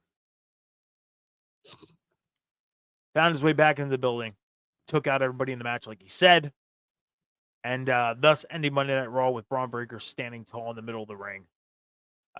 No decision made for the Intercontinental title match. Sami Zayn still Intercontinental Champion. So your thoughts on this match and where you think this ultimately could be going? Man, like I said, once again, tough to really call, it's just, again, for me, it's getting kind of annoying when you always have Braun or Ilya or Sammy, that whole involvement. Anytime they have a match, it always really ends in disqualification, pretty much. So that's I think that's kind of being used a lot. Tonight, I think it was used a little bit better just because it was used primarily to protect Ilya Dragunov. I think because if Ilya got beat clean, that would have kind of hurt Ilya, his overall progression in his overall momentum going in WWE right now on the main roster. So I can't appreciate the fact that it was used to protect Ilya tonight. Ultimately, where it's going, I mean, your guess is as good as mine. I have no idea. if I had to guess, I mean, it's probably leading towards another match between Braun Breaker and Sami Zayn. Maybe there's another triple threat, this time it being Braun, Sami, and Ilya for the Intercontinental Championship at SummerSlam. And maybe this is where we see Sami Zayn drop the title to Braun Breaker. I'm not sure. But that's my best guess. I think is either going to be another singles match or it's going to be a triple threat, adding in Ilya Dragunov. I said it back at Money in the Bank. I said that I didn't think Braun was going to win at Money in the Bank, but I think SummerSlam is going to be the time. This was Money in the Bank. I felt like was the test for Braun Breaker in a championship match. He succeeded. He did. Even losing, succeeded. Now SummerSlam is going to come around. We're going to see him in the Intercontinental title match. As far as Ilya, again, I feel like he's going to play the whole woe is me without being the woe is me and saying like, hey, Sami, you gave me the match. We didn't finish. Let's do this at SummerSlam. Braun's going to get involved and say, I want to be in SummerSlam. And that's thus us getting a triple threat. That's how easy I think they're going to make this. I do. And I think they're going to lead it up to Braun Breaker, Sami Zayn, Ilya Dragunov, and thus putting the Intercontinental title on Braun Breaker. I was not a Braun Breaker fan at all. The stuff I was seeing him do in NXT, everything like that, I wasn't a fan. The moment I seen his very first vignette on SmackDown caught my eye, and I said, oh my God, I'm a fan of this guy. I like what I just seen. It took a vignette. A little monetized, put together vignette of things he did in NXT. The stuff I was seeing that I didn't like in a vignette caught my eye, made me a fan. And now I'm a fan of Braun Breaker. So, last thing that we can cover from Raw real quick, because it's the last thing that was that we covered everything. Judgment Day, Wide Six, all that stuff. We covered all that. Sonya Deville, Zoe Stark, Shayna Baszler. Now we got a match between Sonya Deville and Zelina Vega tonight. Zelina Vega was doing an interview. She said that she doesn't like Liv Morgan. She doesn't like Rhea Ripley.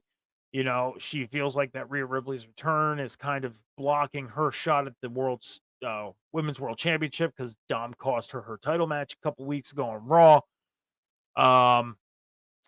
So, during that interview, Zoe and Shayna and Sonya interrupted her, and we got a match made between Zelina and Sonya. Sonya Deville making quick work of Zelina Vega. We got the attack by all three of the women, and then Chance Carter and Lyra came out and got the upper hand on the three. Do you feel like there's a fourth woman to this group? Because right now you look at it, they're outnumbered. The heel group with three women are outnumbered by the babyface group right now. Because it's Carter, Chance, Lyra, Zelina. And then you got Shayna, Zoe, and Shayna, Zoe, and Sonya. Do you think there is a fourth member to this group?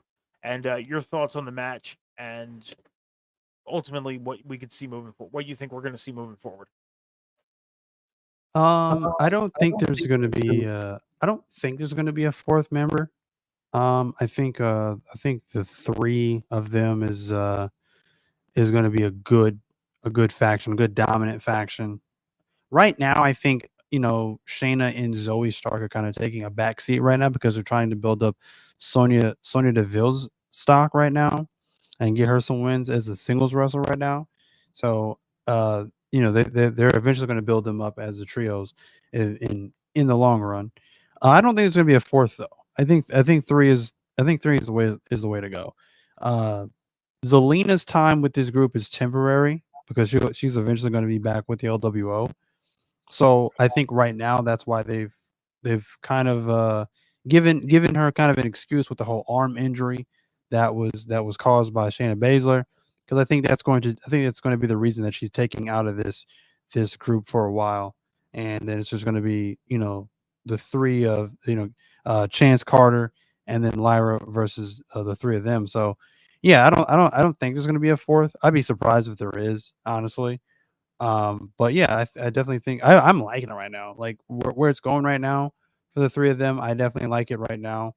And I think a full trio's name I think will come later on. Because like I said, right now, Sonya I think is just the focus. So the overall match, once again, it was a match for what it was. Once again, I say, Carter and Chance, they have just got so much talent and so much ability. Uh, but again, it's just like there's just not they're not given, I think, enough time. They're kind of in my opinion, I think the Bronson Reed kind of predicament where it's like they're just not put in that position to be showcased to what they really can do. They're only put out there for a certain period of time, and then that's it. They're not really the highlight of the show. I don't think there's ever been a Monday Night Raw with them on it, and we come out of that 3-hour program and we're talking about, oh man, did you see what Katana Chance and Kid and Carter did?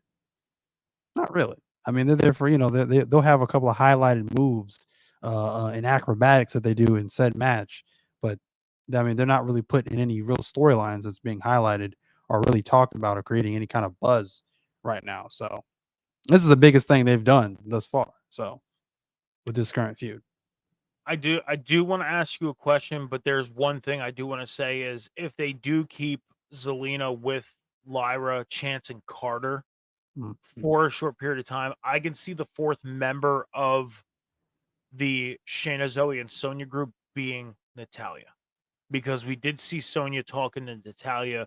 Again, all that stuff you see behind, promos that are happening backstage that are caught in the camera's peripheral. We talked about this for weeks. It doesn't always mean something. That's the only thing I could think of when it comes to the possibilities of fourth being a part of the group. Other than that, I agree with you. There's not going to be a fourth. We're going to see Lyra, Carter, Chance against these three, and that be that because of Zelina being involved with the LWO and Liv and Rhea and the Judgment Day stuff going on. But I did want to ask you this. Number one, you mentioned about a name for the group. Okay. I seen a picture roaming around online today, and I'm going to send you the name that was on the picture and the reason for this picture in our private chat. Reason why I'm doing this is because I don't want to say it out loud because, I'm not trying to get in any trouble. I love doing what we do, and I'm not trying to get in any trouble. So I sent it to you in our private chat, and I want to get your reaction to what that is.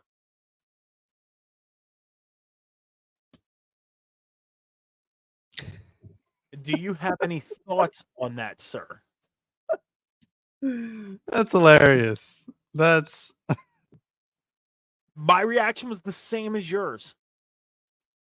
It kind of was. I laughed too. And I thought about sharing this picture, and then I was like, you know what? I'm not putting myself in that position. Not happening. Because I love what I do. I love being here on Monday nights.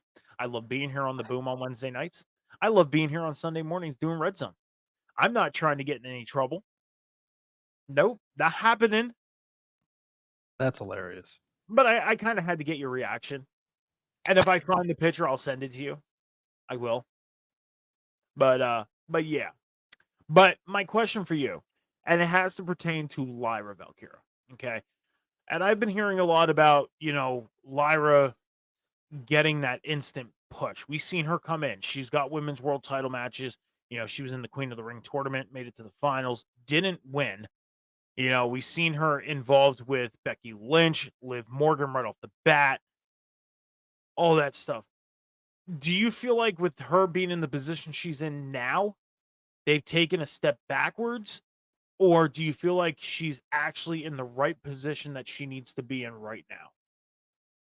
Like she's in the proper position now? And do you feel like she was ultimately being pushed down, our throats too early? Yeah, sort of, kind of. I mean, the biggest problem I think right now is that she is trying to really define herself as someone that's on the main roster. She was kind of like in Becky's shadow. Yeah. It was it was like the Becky, I don't know, Becky protege. I've seen people calling her Rena Becky essentially. So and I don't know if her gimmick is just it's not really over. It's just not really working right now. Like, to me, seeing her with Carter and Chance tonight coming out, and she's dancing with them or whatever, she fits in like a glove with them somehow, some way. I never thought I'd be saying that, but it just seems right. Maybe they keep her with them. Maybe they keep her with them for a while. And, she's helping them, I'm not saying as a group, but I'm saying maybe as a temporary thing, because I think she's helping them and they are helping her. I mean, it's something rather than nothing, because I just don't think she's just kind of floating right now. It's not really working.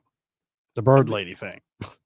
The reason why I reacted was because my first thought was Daniel Garcia. Because Lyra's a great talent. She does great stuff in the ring. I like her. I like the work that she does. Do I feel like they put her in a over successful position too soon? Yes. Because you got to think of it. She's a young talent that came up from NXT. Okay? And right away, right into the women's world title picture. There was no hesitation. We basically got the cake, the dessert, before we even got the meal or the appetizers. Like, they did nothing to work her into the show. It was, you feuded with Becky down in NXT, you beat her for the NXT women's title. Let's see if we can jumpstart this right away on Raw. And did it work for the first 2 weeks? Yeah. I mean, I even sat here and said, this is going to be great. They could start a rivalry between her and Becky. But I kind of want to backtrack and say they could have worked it in months down the road. I'm talking, let's get to January into the Royal Rumble and maybe have her be in the final 3 to where she gets eliminated, ends up in the Elimination Chamber, and then see her win that and go to WrestleMania. But not instant. This was instant. Women's World Title match. Didn't win. Went to the Queen of the Ring tournament, went to the finals. Got squashed by Nia Jax. And I mean that figuratively. I don't mean that, I don't mean that literally. Because I'm not, by all means, saying that in a bad way about Nia Jax. I would never do that. I'm just saying she did. She got beat by Nia Jax. It was almost like a bona fide squash match with some offense by Lyra. That's what it was. That's what I meant by. I should have started with that. I probably could have saved myself the embarrassment by just saying that. So, scratch what I said before. This is live, Mike. We can't do that. Well, I just did. But I think they could have built her instead of just saying, "Hey, you feuded with Becky. Let's get you in a story with her right away." And I get it. Like, I think they knew that Becky was going to go away for a little bit. I get that. But you could have just planted seeds because Becky's going to be back. She will be back eventually. So, but we'll have to see moving forward. But that is Monday Night Raw from Dayton, Ohio on July 15th, 2024. So I pulled some new stuff as always. Cam, some stuff for us to talk about before we close things out tonight. And the first one,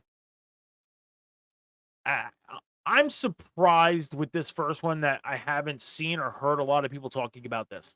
And this has to do with Jordynne Grace. I didn't come up with a big title for this one. I just was like, what, Jordynne Grace. This is who this has to do with. Her contract with TNA was supposed to be coming up in January of 2025. Okay. With the TNA NXT working together deal, her contract is coming up a lot sooner. Now, not sure when that's going to be, but it is going to be ending in 2024. So we always ask the question, Where do you think Jordynne Grace ends up? Where would you like to see her? And ultimately, if she's going somewhere different, who would you like to see her working with? I mean, my first gut instinct tells me that she's probably that she could re-sign with TNA. But I think if the possibility if she does decide to not resign and she does decide to leave, NXT. It just makes sense. I think she'd be a big signing for NXT and the WWE as a whole. That'd be a big splash and a whole new crop of talent for her to work with, and a whole two new titles actually for her to go after, the NXT Women's North America Championship and of course the NXT Women's Championship. So yeah, I think that would be the best course of action right there. So I could definitely see her in WWE. I agree with you. I do. Jordynne Grace has really built herself up, not only physically, but character-wise, in-ring work, everything. I mean, she has really built herself up in the past couple of years. She has. She looks great in the ring. She's obviously, it's very well known, she's a bodybuilder. She looks great. She would fit in well in NXT. But something tells me that I would still want to see her in TNA. She is the face of the women's division in TNA. She is.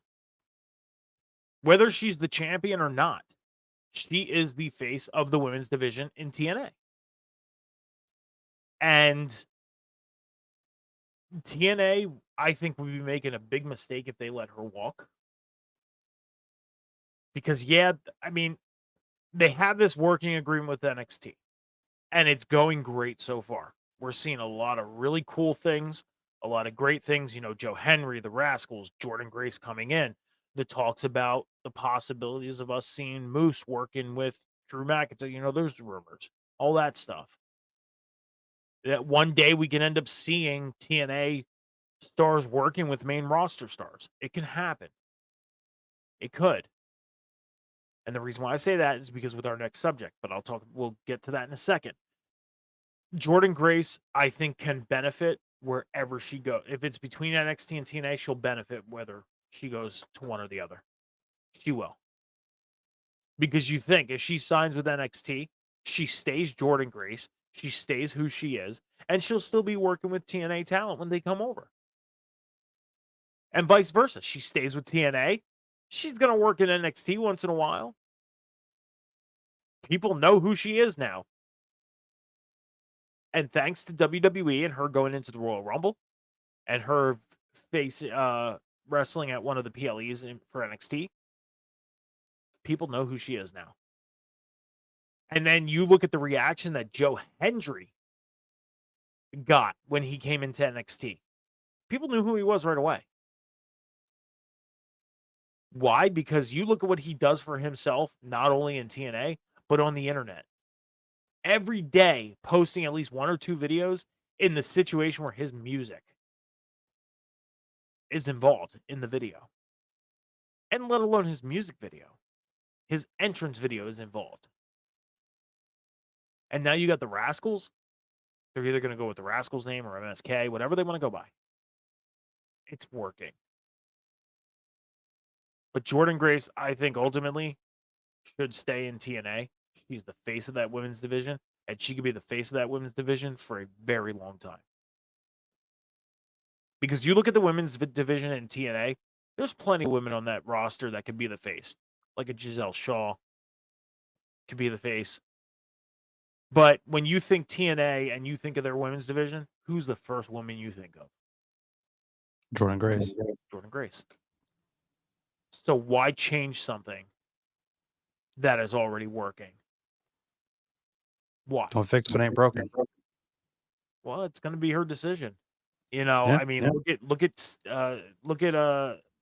Stephanie Vaquer. Vaquer. She's wrestling at Forbidden Door, and 10 days later, she signed with WWE. Yep. That's it. That's it. And she's already worked a house show against Isla Dawn. And if you haven't seen that match, go watch that match. It was a good match. It would not surprise me if she's going to end up on TV in the next couple weeks. She is. That's a given. I say after SummerSlam, if not at SummerSlam, I see her showing up. Just imagine that. Rhea Ripley wins the Women's World title and Stephanie walks out. Oh boy, Bam. Planet that'd be Seed. crazy. That's going to be a big match. Big match. Let alone WWE worked with a Japan promotion this past week. Yeah, they did. Yeah. AJ Styles did. Io Sky. That match. I saw a clip of that match. That match just looked like it was insane. And that's what leaves us with our next subject is Open Door. There's a video roaming around on the internet. Now we know Mercedes Moné and Bayley are best friends. We know that, but I'm sure you've seen the video of them with their championships. And I'm sorry to say this, and I'm going to be that fan, but I think we are getting closer to AEW and WWE working together. And this is the seed that's planted. I do. This is the reason why I say this, Cam. And you can dispute this with me. This would be a great discussion. And we got time to do it. We got 15 minutes to do it. Hell, we got all night if we wanted to. We're the last show of the night. We can run until 4 a.m. if we wanted to. We're not going to. But we can if we wanted to, because we're the last show of the night. We can run as long as we want to. We can. We can run until NXT on Tap tomorrow night. No, we can't. No. Never mind. No, because Nerdy News is on tomorrow at 4:20. So no, we can't. We can run till Nerdy News tomorrow, I believe. So 4:20 tomorrow afternoon. So we can run till 4:10 p.m. I believe.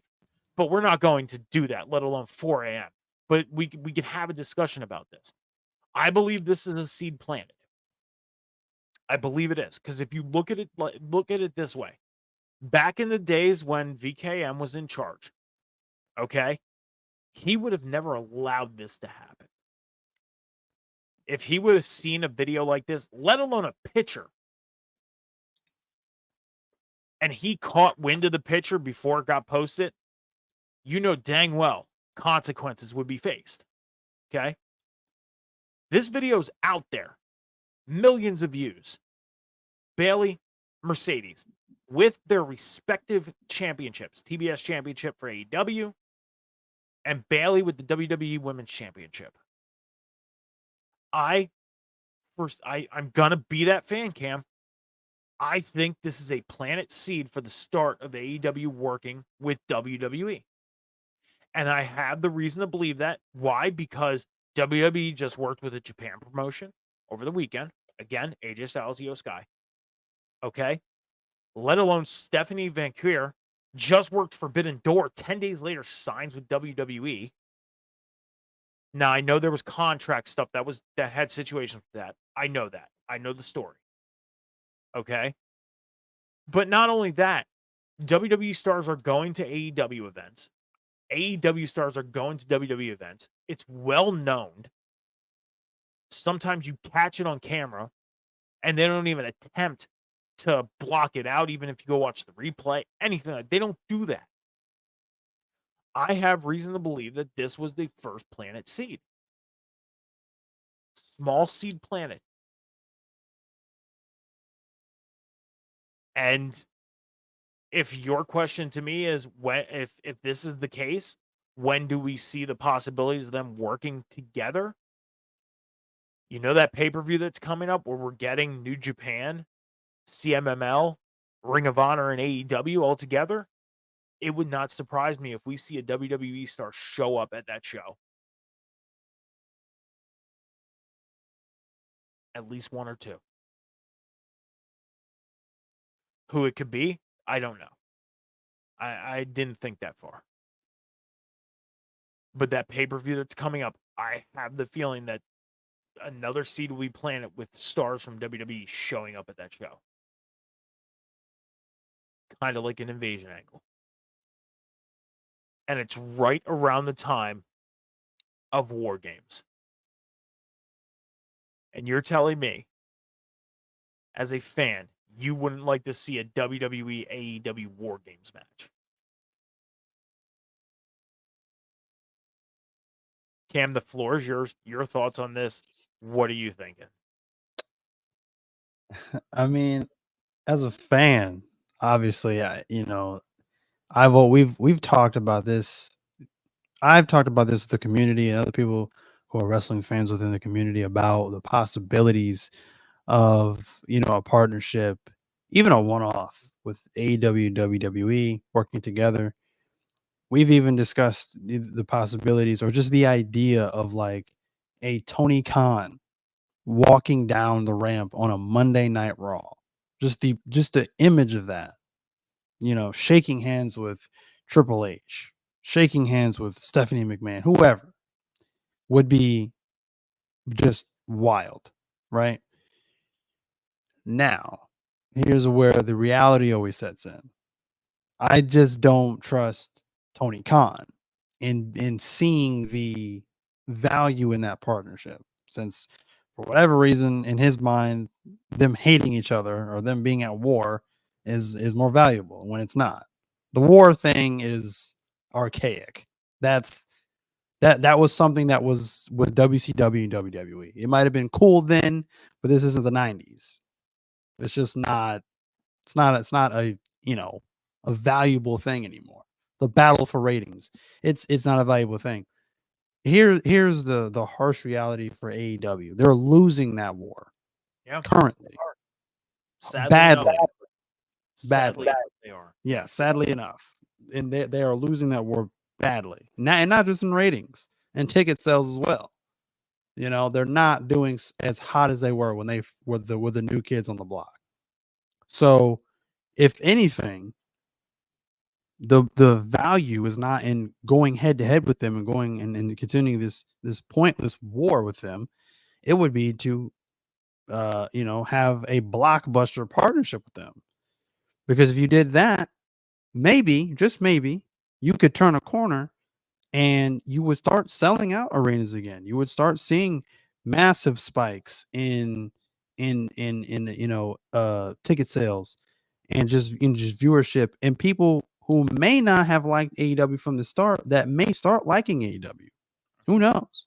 Yeah. You could see AEW's talent start showing up on Monday Night Raw, NXT, or SmackDown, and vice versa. Seeing NXT stars, SmackDown stars, or Raw stars on AEW, Dynamite, Collision, Ring of Honor, even, and that would just overall benefit AEW so much. So it would be awesome. So as much as I would love to see that, because I'm not opposed to seeing that at all. I'm not opposed to seeing that at a WrestleMania. Seeing an MJF come down at WrestleMania 41 in Las Vegas, that'd be crazy. It'd be wild. But the reality always sets in if I just don't ever see it happening. I really don't. And it's just because of the bias or whatever hatred Tony Khan has against WWE. I'm not quite sure. So with this whole video that's going around, I think it's just two friends, honestly. I don't think there's really any seeds being planted. It's just two friends. You know what I'm saying? They're supporting each other. That just shows how strong their friendship is. No matter what company they're in, no matter if they're in New Mexico or, New Japan, doesn't matter. They're always going to be friends no matter what. That is something that some, pointless company feud can't break, is their friendship. So that's what I think that is. I mean, believe me, what you just said, that's gone through my mind too. The whole they're best friends. They were seen together. They took a video. They took some pictures. All that stuff. Believe me. But the reason why I feel like part of me feels like this was a little bit of a seed plan is just like you said with the ratings. Okay, AEW is in a little bit of trouble when it comes to the ratings. Okay, I made a response video saying that AEW is a couple weeks ago, saying that AEW isn't in too much trouble. Realistically, I don't think they are, because as long as Tony Khan and the Khan family are pumping money into the company, all that stuff, AEW is going to be around. Whether they're doing, big stadiums like Wembley with 60, 70,000 people, or doing bingo halls in front of 10, they're still going to be around. It's going to be. I mean, I went to an AEW show a couple weeks ago, back in the end of June. for Rampage and Collision taping. They opened up 2,700 seats. They only sold 2,400 tickets. Okay. But it was still a great show. AEW has good product. And they are dipping their feet in. And we talked about this plenty of times on the Boom every Wednesday night, right after AEW Dynamite. Right here. We talked about this many times. That the in-ring, they put on good stuff. They're dipping their toes into the storytelling. When it comes to the ratings, it's down. Them working with WWE could help them. It could. Because like you just said, it can get new eyes on AEW by just having an AEW star show up. Plus, you got to think of this, is AEW has stars that came from WWE. Chris Jericho, Bryan Danielson, a Christian, a Samoa Joe, Adam Copeland, Adam Cole. You know, but you look at it as Bryan Danielson, future WWE Hall of Famer, hands down. Chris Jericho, future WWE Hall of Famer, hands down. Christian, whether he gets in by himself or Adam Copeland becomes a two-time Hall of Famer and goes in with Christian as Edge and Christian, the tag team, could be a Hall of Famer. I think Christian should go in as both, just like Edge or Copeland. I think so. But that's the other way I could see AEW working with WWE is, okay, Jericho's under contract with AEW, but yet you want to put him in the Hall of Fame. Hell, we've seen it 2 years ago. Chris Jericho was on Stone Cold's podcast. It's true. AEW was mentioned. So, and there was all those talks of the possibilities of that was a seed planted. Now, we didn't see anything come from it. This video could be nothing. Yeah, I'm kind of being that fan of, I think this is a seed planet. But the timing of it is the reason why it gets me thinking, is because of the AEW ratings and the attendance. You know, the stuff that matters to keep them on TV and in arenas. Because there's been a lot of talk about them moving to, 5,000 seat like little arenas. Because there's arenas out there that seat 5,000.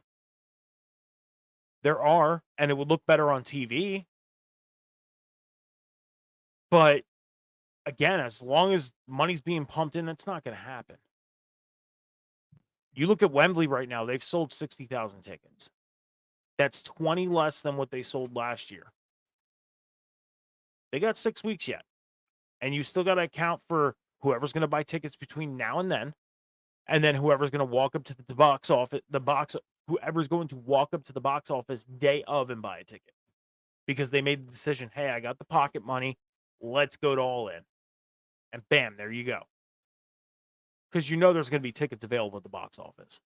That's going to be a given. But I don't know. I mean, I don't want to sit here and say, I guess we'll have to see, because like you said, this could be nothing. It could be just two friends taking pictures and videos together. But there's just that little bit of me, the fan in me, that's thinking like, oh my God, this could be a seed planet. I mean, and am I wrong for feeling that way? Yeah, no. I mean, you could say yeah, you can. I won't be hurt by again, it. like probably. I Okay. mean, I think it's just two friends.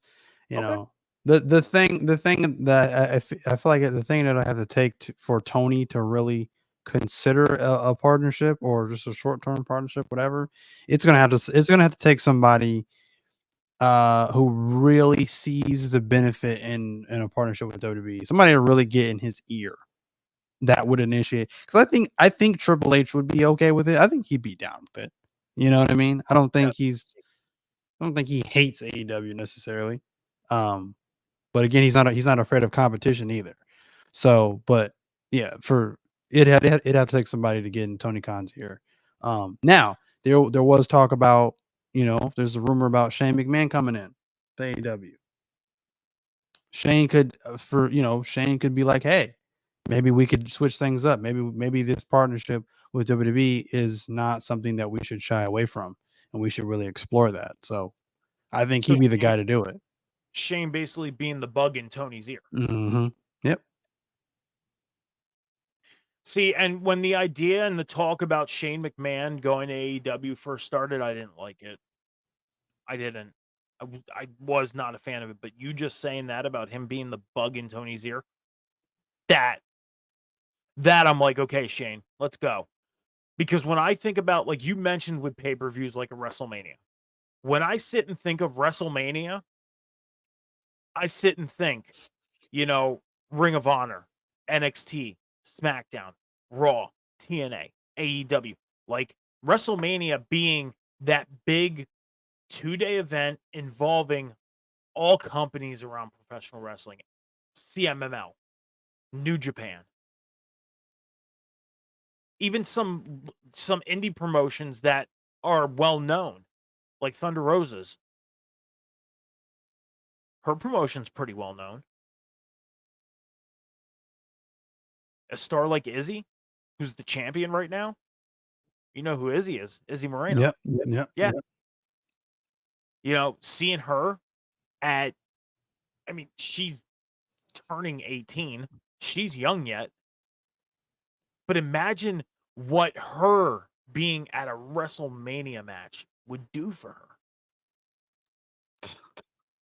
Like, imagine that. And it'd be a full circle thing for her. Oh, for sure.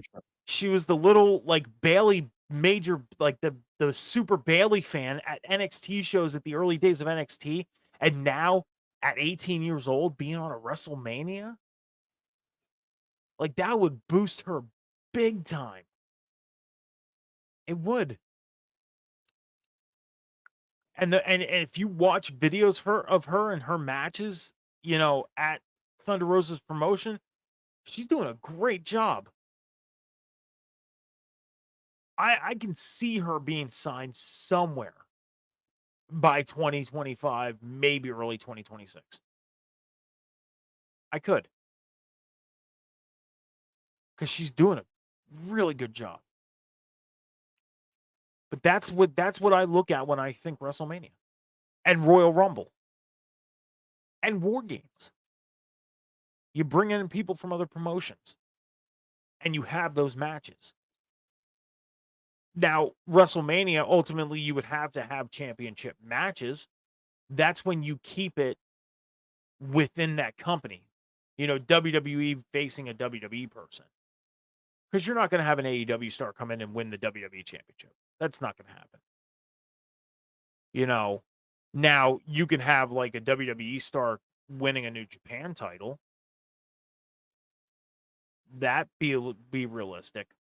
But like your major promotions like AEW, TNA, WWE, having them face off and win each other's championships, no.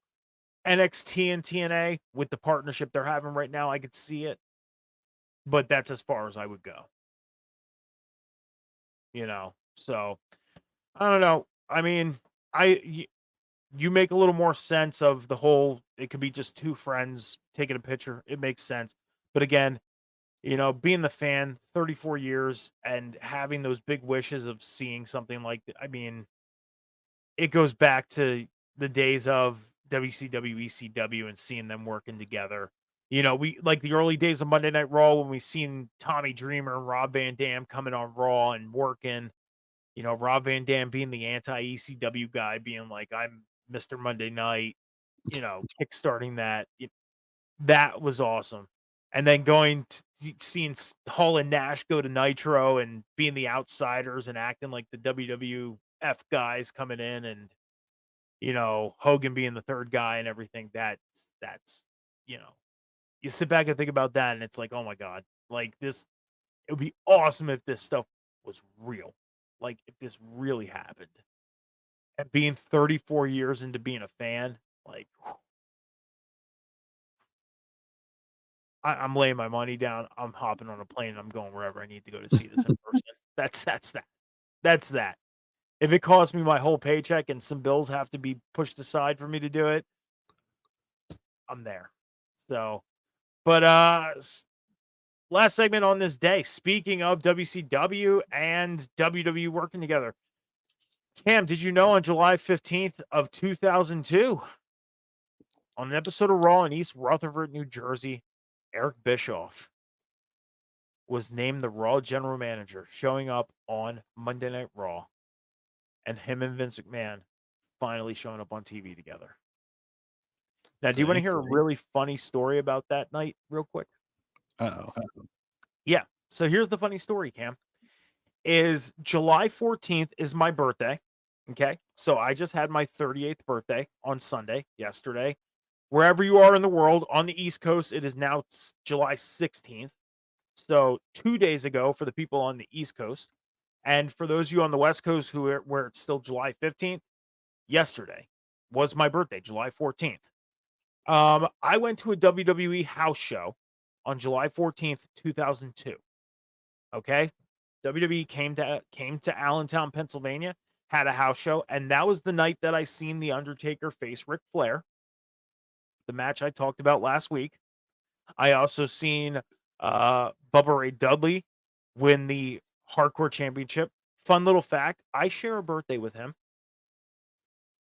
One half of my favorite tag team of all time, the Dudley Boys, I share a birthday with Bubba Ray.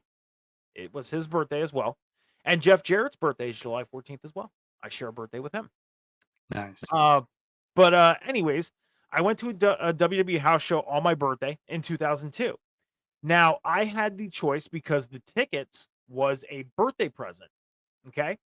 I had the choice to either A, go to the house show in my hometown on my birthday, or B, tickets for Monday Night Raw in East Rutherford, New Jersey the next night.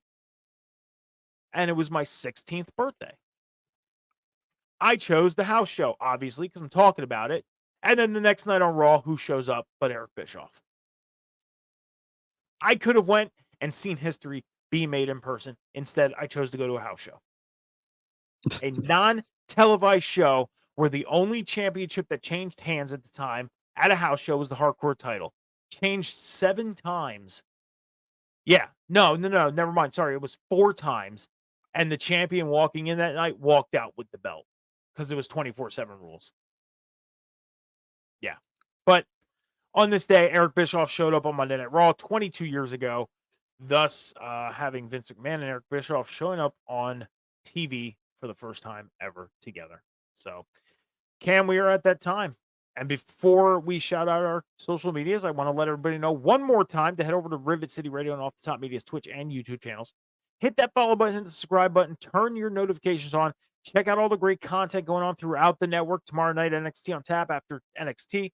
The Boom on Wednesday night, right after AEW Dynamite, hosted by Cam. I'm one of his co-hosts and producer for that show. And on Thursday nights, we got Boss Bitch Trivia. Friday night, we got Friday Night Review. Saturdays, we don't have anything Saturday. Sunday, we got Botch and Chair Shots at night. But earlier in the morning, we got Rivet City Red Zone and so much more. So make sure you're checking out all the great content going on throughout the networks. Also, patreon.com/Rivet City Radio. Check out all the great content going on over there. Promise it will not break your bank. And there's some great content. There's also a link to the Discord that you can connect with all the hosts from Rivet City Radio and Off the Top Media. So if you don't connect with them on the social medias platforms that we shout out, you can connect with us on the Discord and talk to us. And we respond. Talk to you there. So, but speaking of social medias, Cam, your socials are on the bottom. Make sure you're checking out all Cam's socials. Hit this follow, subscribe, turn on the notifications, check out everything he's doing, especially Cam's Wrestling Corner. Great videos. I mean, he shoots videos as soon as we go off the air. Happened last week. We went off the air. He had a video posted. Great content. My favorite, honestly, one of my favorite contents on social media today. Not going to lie about that. You know, I'm a very honest person, Cam. I'm not just saying that to, boost your ego or anything like that. I mean it. But Cam, what else would you like to let the people know? Yeah, just the huge, right here every single Monday night after the table spot, or on the table spot after Monday Night Raw with, of course, Metalcore Mike and the Alpha of Sean, and then of course right here again on Wednesday nights after AEW Dynamite with the Boom with Phil Khan, of course, Metalcore Mike as my co-host and producer, and then on our sister page and Off the Top Media every single Friday night after Friday Night SmackDown with Friday Night Review with me and Scows. So yeah, check us out. Alrighty, so make sure you're checking everything out that Cam is doing. Real quick, I'll shout it out. Sean's socials are on the bottom. Make sure you're hitting the follow, subscribe, and check out everything that Sean is doing on social media. He could not be here with us tonight. He was feeling under the weather, but he also had some personal things going on. So Sean was not here with us tonight, but he will be back with us next Monday night because Cam, next Monday night is the 1-year anniversary show of the Table Spot. 1-year anniversary. So have a little bit of special things planned for that show. Pretty excited about it. Got some finishing touches to do for the show that I'm going to be working on throughout the week. So, yeah, 1-year anniversary show next Monday night. That's a little bit of broadcast, for everybody. So, make sure you're with us next Monday night for the 1-year anniversary show of the Table Spot. My social medias are on the bottom: Instagram, X, TikTok, Snapchat, Twitch, Linktree, Metal Mike 714. Pretty easy to find. I'm not hard to find, especially Snapchat. If you want to talk to me, like I said with the Patreon, you can go there, connect with me on there. But an easier way to connect with me is on Snapchat. I advise everybody to hit me up on the Snapchat because I also post things on there that I don't put on Instagram, X, or TikTok. It's pretty much a day in the life. If I, hanging out with the dogs, whatever, I post pictures of them on there. You can see it there. But Snapchat is where you can find me. And everywhere else, Metal Mike 714. As far as the network here, every Monday night for the Table Spot, right after Monday Night Raw, 11:10 p.m. Eastern Standard Time with Cam and Sean. Every Wednesday night for the Boom with Cam and Phil, right after AEW Dynamite, 10:15 p.m. Eastern Standard Time. And then every Sunday morning with the Candyman himself, Johnny H, for Rivet City Red Zone at 11 a.m. Eastern Standard Time as we talk everything professional football. We weren't live on Sunday because, again, it was my birthday. I had plans to go into the Phillies game. Didn't make it there because of traffic and everything like that. Woke up a little too late, all that jazz. But we will be back live on Sunday morning, and we are spotlighting the wide receivers and tight ends. And basically what we do is we talk about the signings that happened this year, and we talk about who is going to become a free agent next year, where we think they will go. And we have a top 5 on who we think will win the award for best receiver / tight end for 2024. So that is it. Cam, do you have anything else for the class? No, that's it. All right. Well, I would like to thank everybody who joined us for the live. If you did not join us for the live, thank you for joining us for the replay. As I always say, be good to each other, be kind to each other, take care of each other, be patient with each other, because the world is not moving as fast as you think. Until next Monday, that's us for the Table Spot. Deuces.